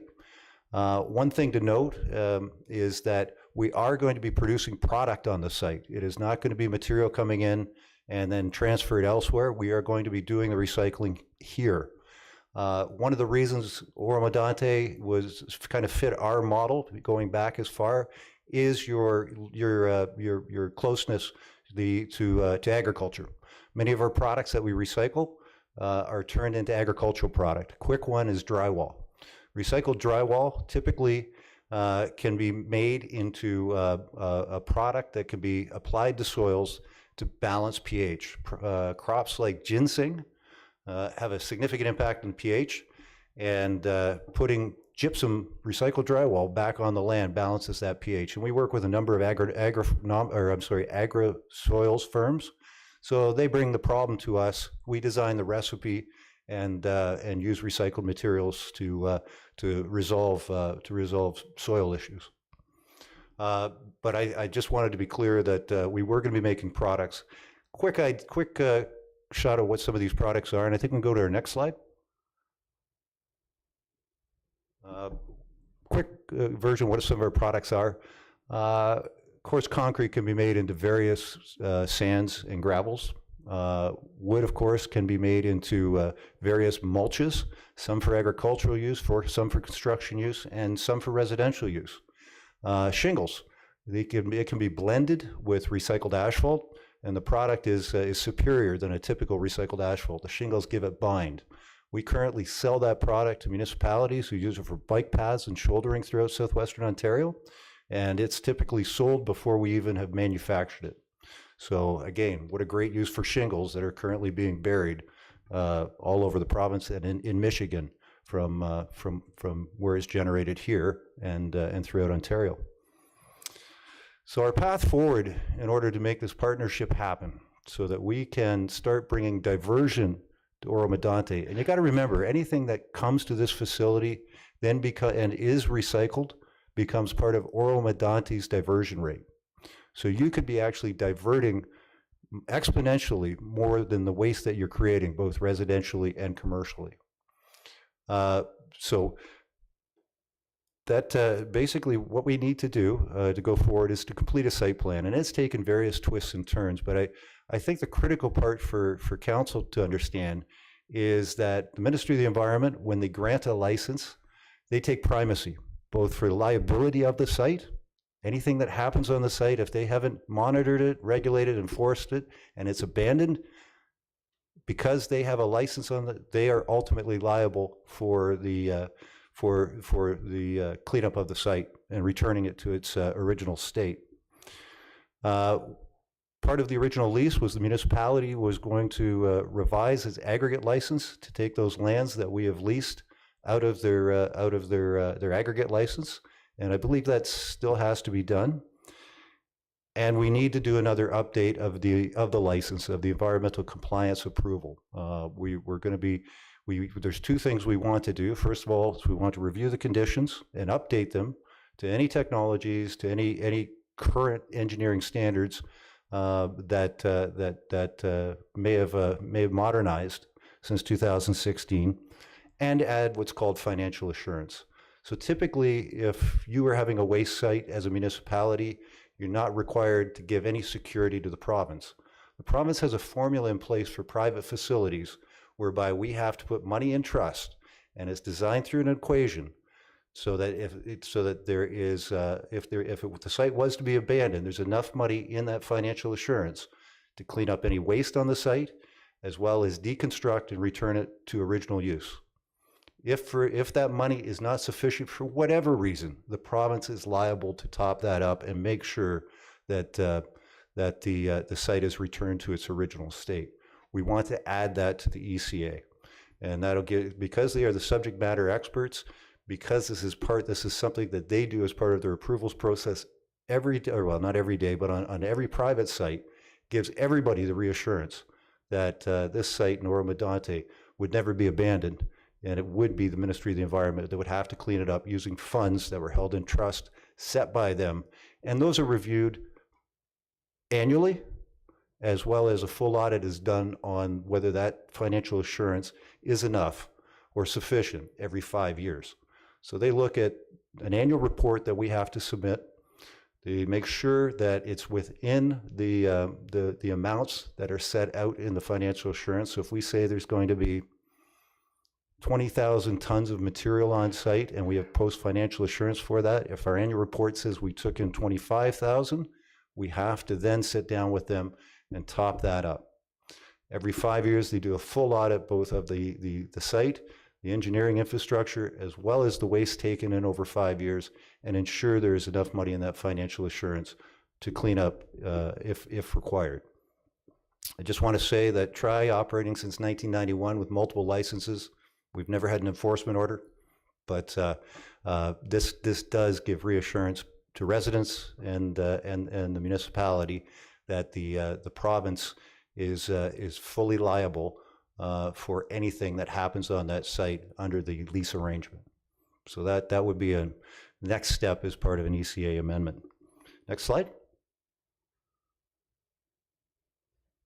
I think I got through almost in 10 minutes, but I'm sure there's lots of questions, and I could certainly go on about the nature of of how we recycle, the nature of the types of things that will occur on the site, and anything relating to the environmental compliance approval and financial assurance. Thank you very much, Mr. Graham. Do we have any questions from members of the committee? Mr. Mayor, please. Yeah, thank you very much, Deputy Mayor Lavoie. Jim, welcome to the chamber, and thank you and your team for driving all the way up from London today. Appreciate that. And I know this is an important it's an important partnership for yourselves and the township. I just kind of would like to make sure, and maybe if Mr. Vamancourt or whoever wants to chime in on this. So the ECA amendment is what you're in the process of doing now, correct? Like you're going through that process now, and within it, the liability right now falls upon Tri Recycling, and then, from my understanding, is if the liability exceeds what's been put aside there on the site, then it moves from there to the Ministry of Environment to pick up the remaining cost. So, am I clear that there never is any risk or liability that would fall upon the township? Mr. Chair, through Mr. There is no, we have not started an amendment of the ECA yet. We are waiting to finish the site plan approval before we put together an amendment. When the site is opened, it has to be, the ministry, of course, has to review the site and make sure all the infrastructure is in place and make sure that the financial assurance is posted. So there is no liability at, the ministry carries all the liability of that regulated site once they've allowed us to begin operations. Okay. So I guess this would be more through to Mr. Spagnell or Mr. Van Vamancourt.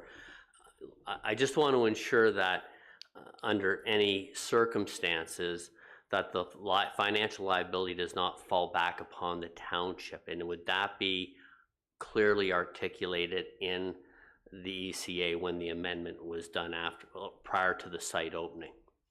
Is there a way of protecting the township of being exposed from a liability standpoint?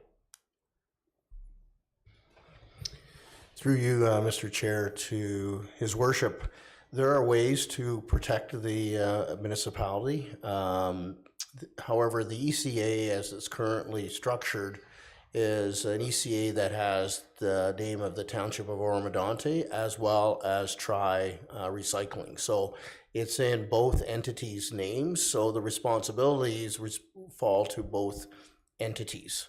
So we would have to look at measures to ensure that the municipality was protected from any adverse issue that may arise during the term of that ECA. Okay, no, and I think that's just something that, as I look to protect the liability, as all of council, is a liability that falls upon the township. We want to minimize or extinguish that exposure. And if I could have one supplemental question, and then I'm done. So I guess. Please proceed. I don't want to assume anything.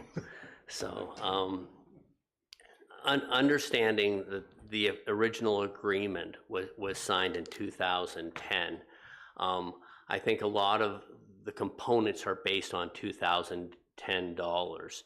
Would Tribe be open to reopening the agreement and discussing to renegotiate the terms of the agreement? Through you, Mr. Chair, to your worship, 2 points. First of all, the license is in fact Oro-Medonte's license. So anything we would be submitting for financial assurance, anything that we would be submitting for changes of conditions, this is your license. So if there wasn't thorough understanding of what that financial assurance was and was intended for, that is where the municipality's liability can be mitigated. So we can't try Oro-Medonte can't simply submit something and have the ministry approve it. It has to be something that is vetted and submitted on your behalf by Tri Oro-Medonte.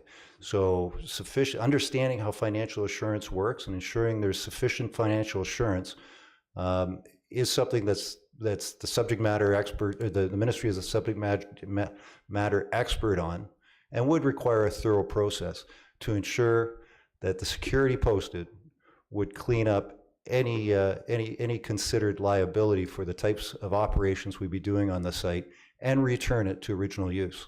In financial assurance, there is decommissioning, deconstruction, and ensuring it's returned to its original state. But again, that is your financial assurance that would have to be posted by us in your ECA. Yeah. So there's many, many layers there that the municipality can ensure that, first of all, you understand how much or how the financial assurance works, and would have to be in agreement for any submitted amounts. So that is, I think that is probably the mechanism that best ensures the municipality has its liabilities covered with this type of an ECA. And thank you for your answer, Jim. But I think what my follow-up question was more about the terms of the agreement that were negotiated between the two parties in 2010. My question is, are you open to rediscussing those terms? And it's the tonnage rates and the rental, like the leasing rates.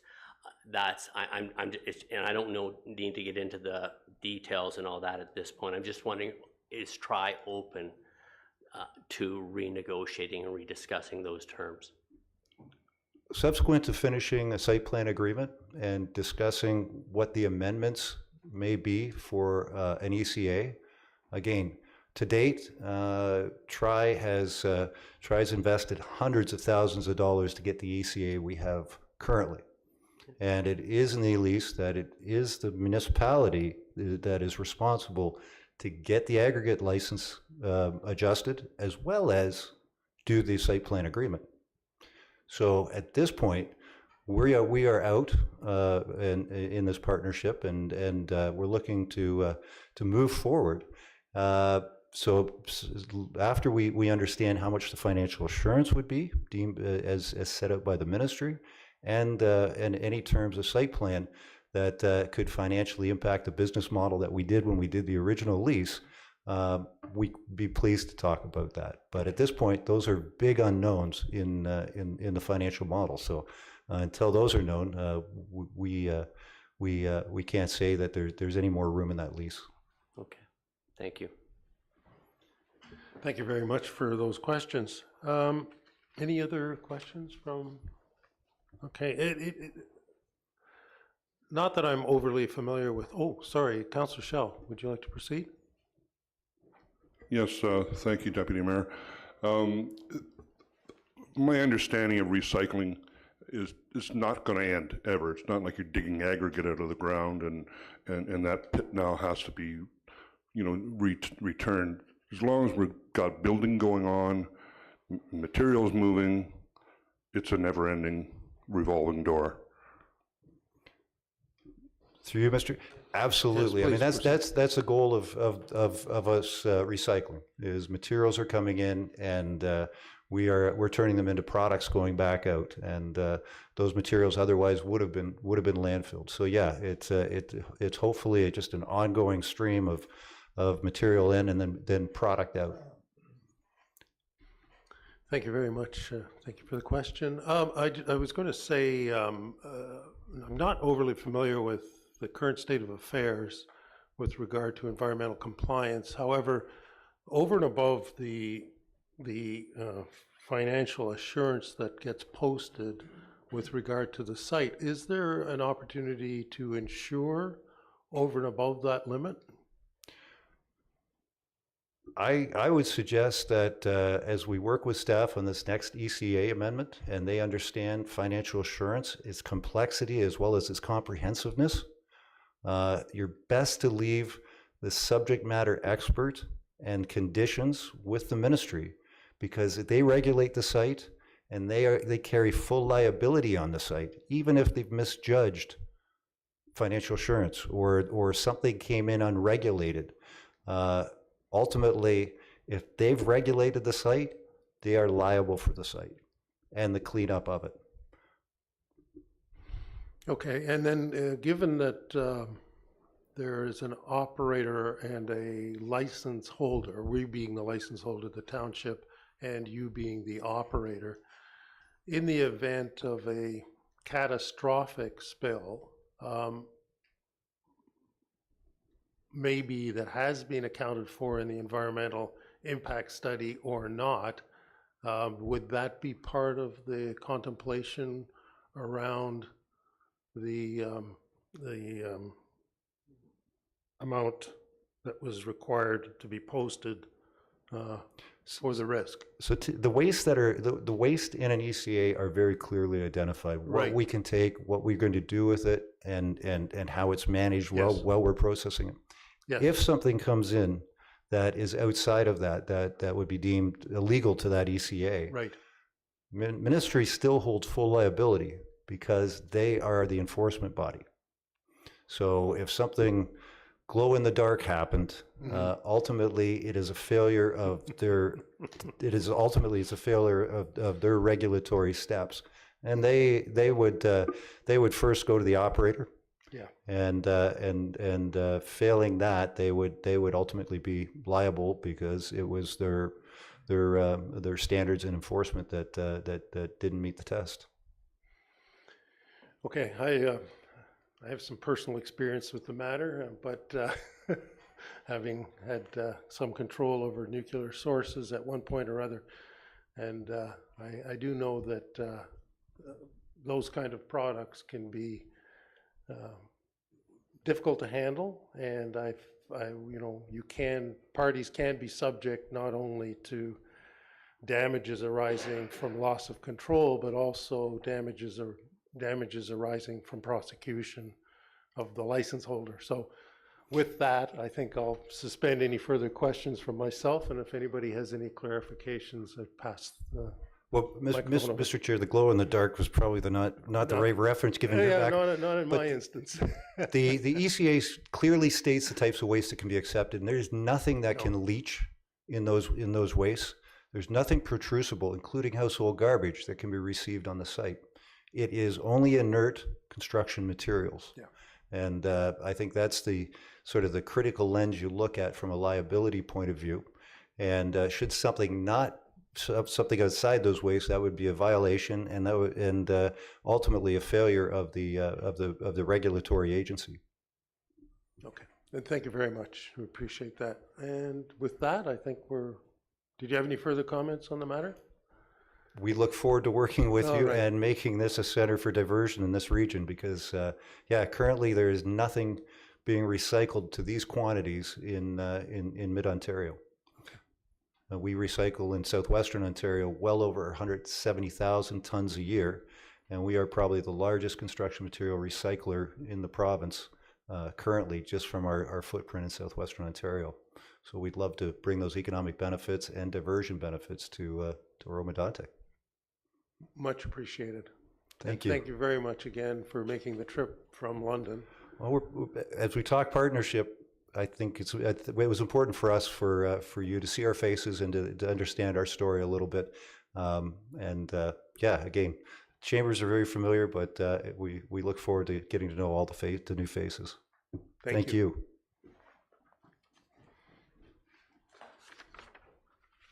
Okay.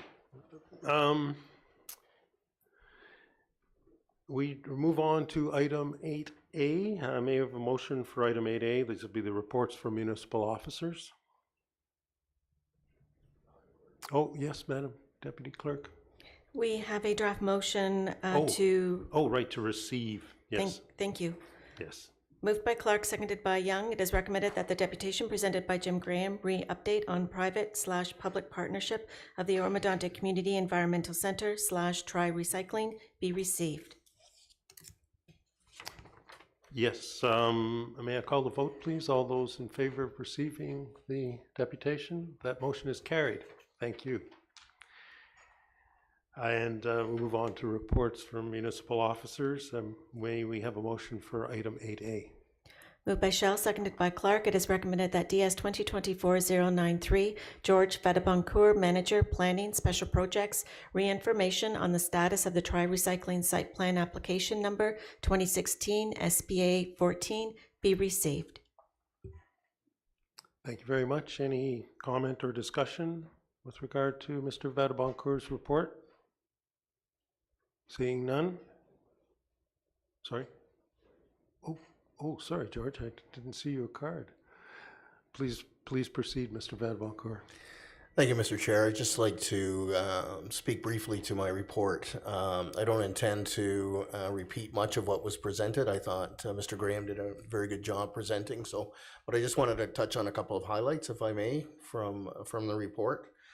So as is indicated, Tri-Recycling is proposing a recycling facility on town-owned property at the corner of 7th Line North and Oldbury Road.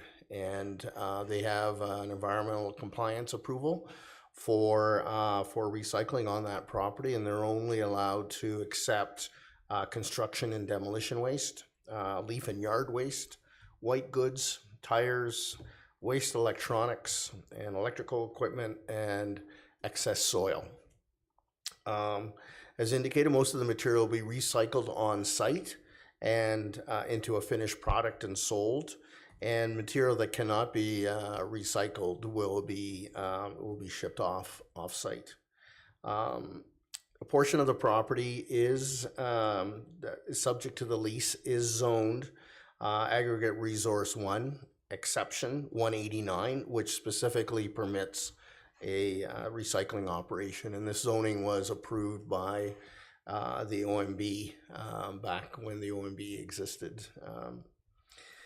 The lease of the property, as we heard, was entered into in 2010. It has an initial term of 5 years and commences when the conditions in the lease have been satisfied. So that 5-year term has not started as yet. The lease includes 7 renewals of 5 years each for a total of 40 years. The rent is based on the amount of tonnage of materials removed from the site per year.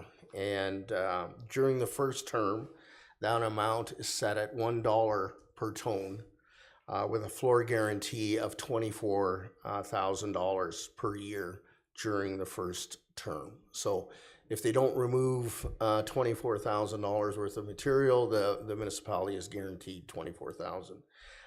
The amount per ton goes up 25 cents per term, as does the floor rent amount by $4,000 per term. And under the ECA, the maximum tonnage that can be transferred in any 1 year is 365,000 tons. As indicated in response to a question, the ECA on the property is in the townships as well as Tri's Recycling's name. It has numerous technical requirements that Tri must satisfy in the preparation and the operation of the facility. As noted, the ECA expires at the end of this year, and Tri Recycling will be applying for an extension. Town staff will be reviewing the terms of the renewal with council at a future meeting. A draft site plan agreement has been prepared and is being discussed with Tri officials. Staff have been working through a number of matters that are outlined in the report, and this has taken time. The town has an obligation to circulate the draft site plan agreement to the ONB appellants prior to council decision on the agreement, and council has an obligation to receive any verbal comments that those appellants may want to offer council at the time that the site plan comes forward. There are a number of matters that still remain to be resolved with Tri before the agreement can be brought forward for consideration by council. Staff will be working on these matters in the coming weeks. Mr. Chair, that concludes the highlights of my report, and happy to take any questions. Thank you. Yes, thank you very much. Any questions for Mr. Vadaboncourt? Yes, Mr. Mayor, please. Thank you, Chair. Just Mr. Vadaboncourt, would you expect that report to come back in September? or would it be later than September? Report to your worship, which one are you referring to? The one back to council that It would be coming forward in September, your worship. Okay, thank you very much. Thank you.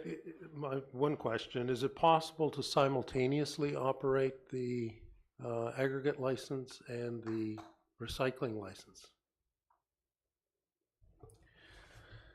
Mr. Chair, that is a question that we've inquired with our consultant who is assisting us with respect to determining the amount of aggregate resource left on the property. This individual is a former Ministry of Natural Resources employee specialist in the operation of aggregate facilities, and so he is reviewing that question, and we'll be providing a response to the municipality so that we can bring that forward to council when we report back. Thank you very much. I think without any further comments, that should conclude.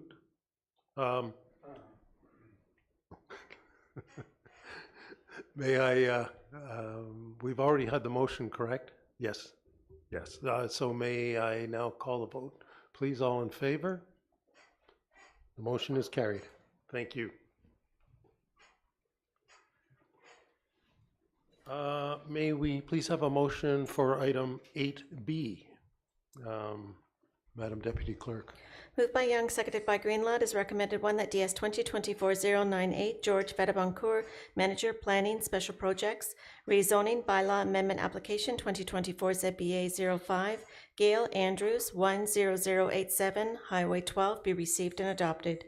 2, that subject to the comments received through the public notification process, that zoning bylaw amendment application 2024 ZBA 05 with respect to lands located at the west part lot 8, concession 14, Township of Oro-Medonte, formerly Medonte, County of Simcoe, be approved to rezone lands from the agricultural rural ARU zone to agricultural rural exception 359 ARU 359 zone for the purpose of permitting a detached accessory garage with a second floor apartment unit. 3, that the appropriate staff bring forth the bylaw for council's consideration. 4, that the applicant be advised of the decision under the Director of Development Services signature. Thank you. Thank you very much. Any comments or questions with regard to the motion itself? Mr. Fedaboncourt? Thank you, Mr. Chair. Just briefly, I've been checking to see if we've received any comments with respect to this particular application, and we have not. And I just wanted to mention that the County of Simcoe did comment, as the Deputy Clerk outlined, and they had no objection to the rezoning. Thank you. Thank you very much for that. Any further comments, questions? Okay, seeing none, may I call the vote? All those in favor? Thank you. The motion is carried.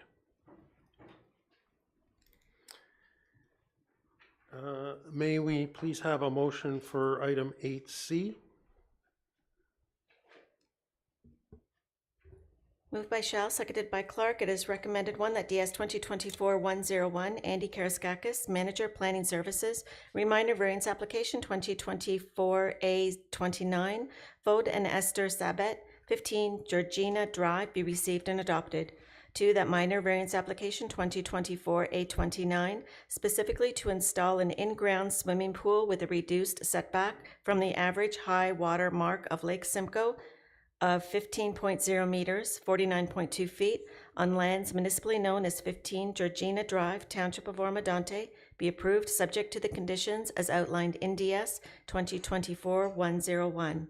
3, that minor variance application 2024-A29, specifically to install an in-ground swimming pool with a reduced interior side yard setback of 1.2 meters, 3.9 feet, be denied, as the reduced setback to the east interior side lot line has the potential to damage the root system of the red oak tree located on the abutting property at 13 Georgina Drive.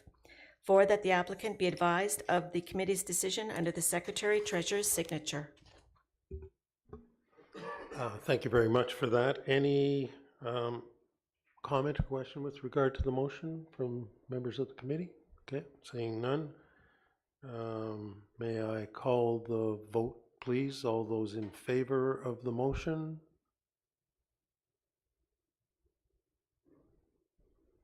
All those opposed to the motion?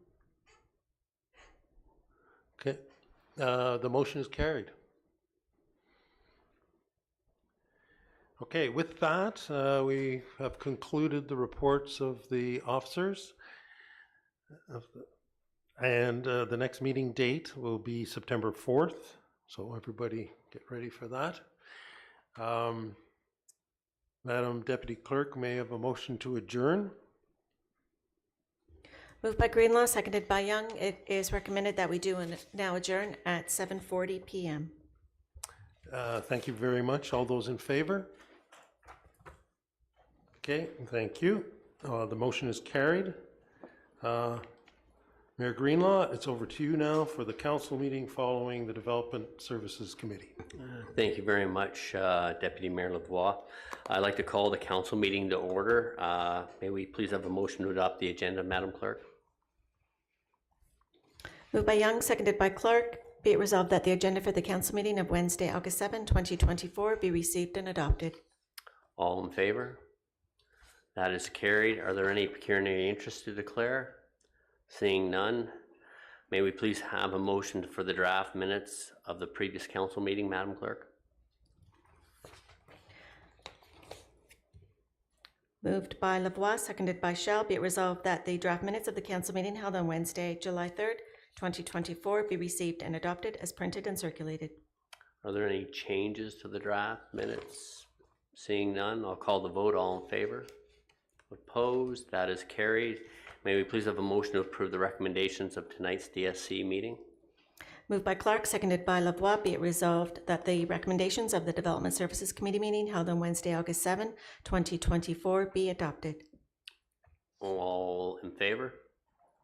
Opposed? That is carried. May we please have a motion for the bylaws? Moved by Shell, seconded by Clark. Be it resolved that bylaw numbers 2024-076, 2024-079 be read a first, second, and third time passed, be engrossed by the Deputy Clerk, signed and sealed by the Mayor. Any questions with respect to the bylaws? Seeing none, I'll call the vote. All in favor? Opposed? That is carried. And may we please have a motion for the confirmation bylaw? Moved by Lavoie, seconded by Shell. Be it resolved that bylaw number 2024-080, being a bylaw to confirm the proceedings of the council meeting held on Wednesday, August 7, 2024, be read a first, second, and third time passed, be engrossed by the Deputy Clerk, signed and sealed by the Mayor. All in favor? Opposed? That is carried. May we have a motion to adjourn, please? Moved by Lavoie, seconded by Young. Be it resolved that we do now adjourn at 7:42 p.m. All in favor?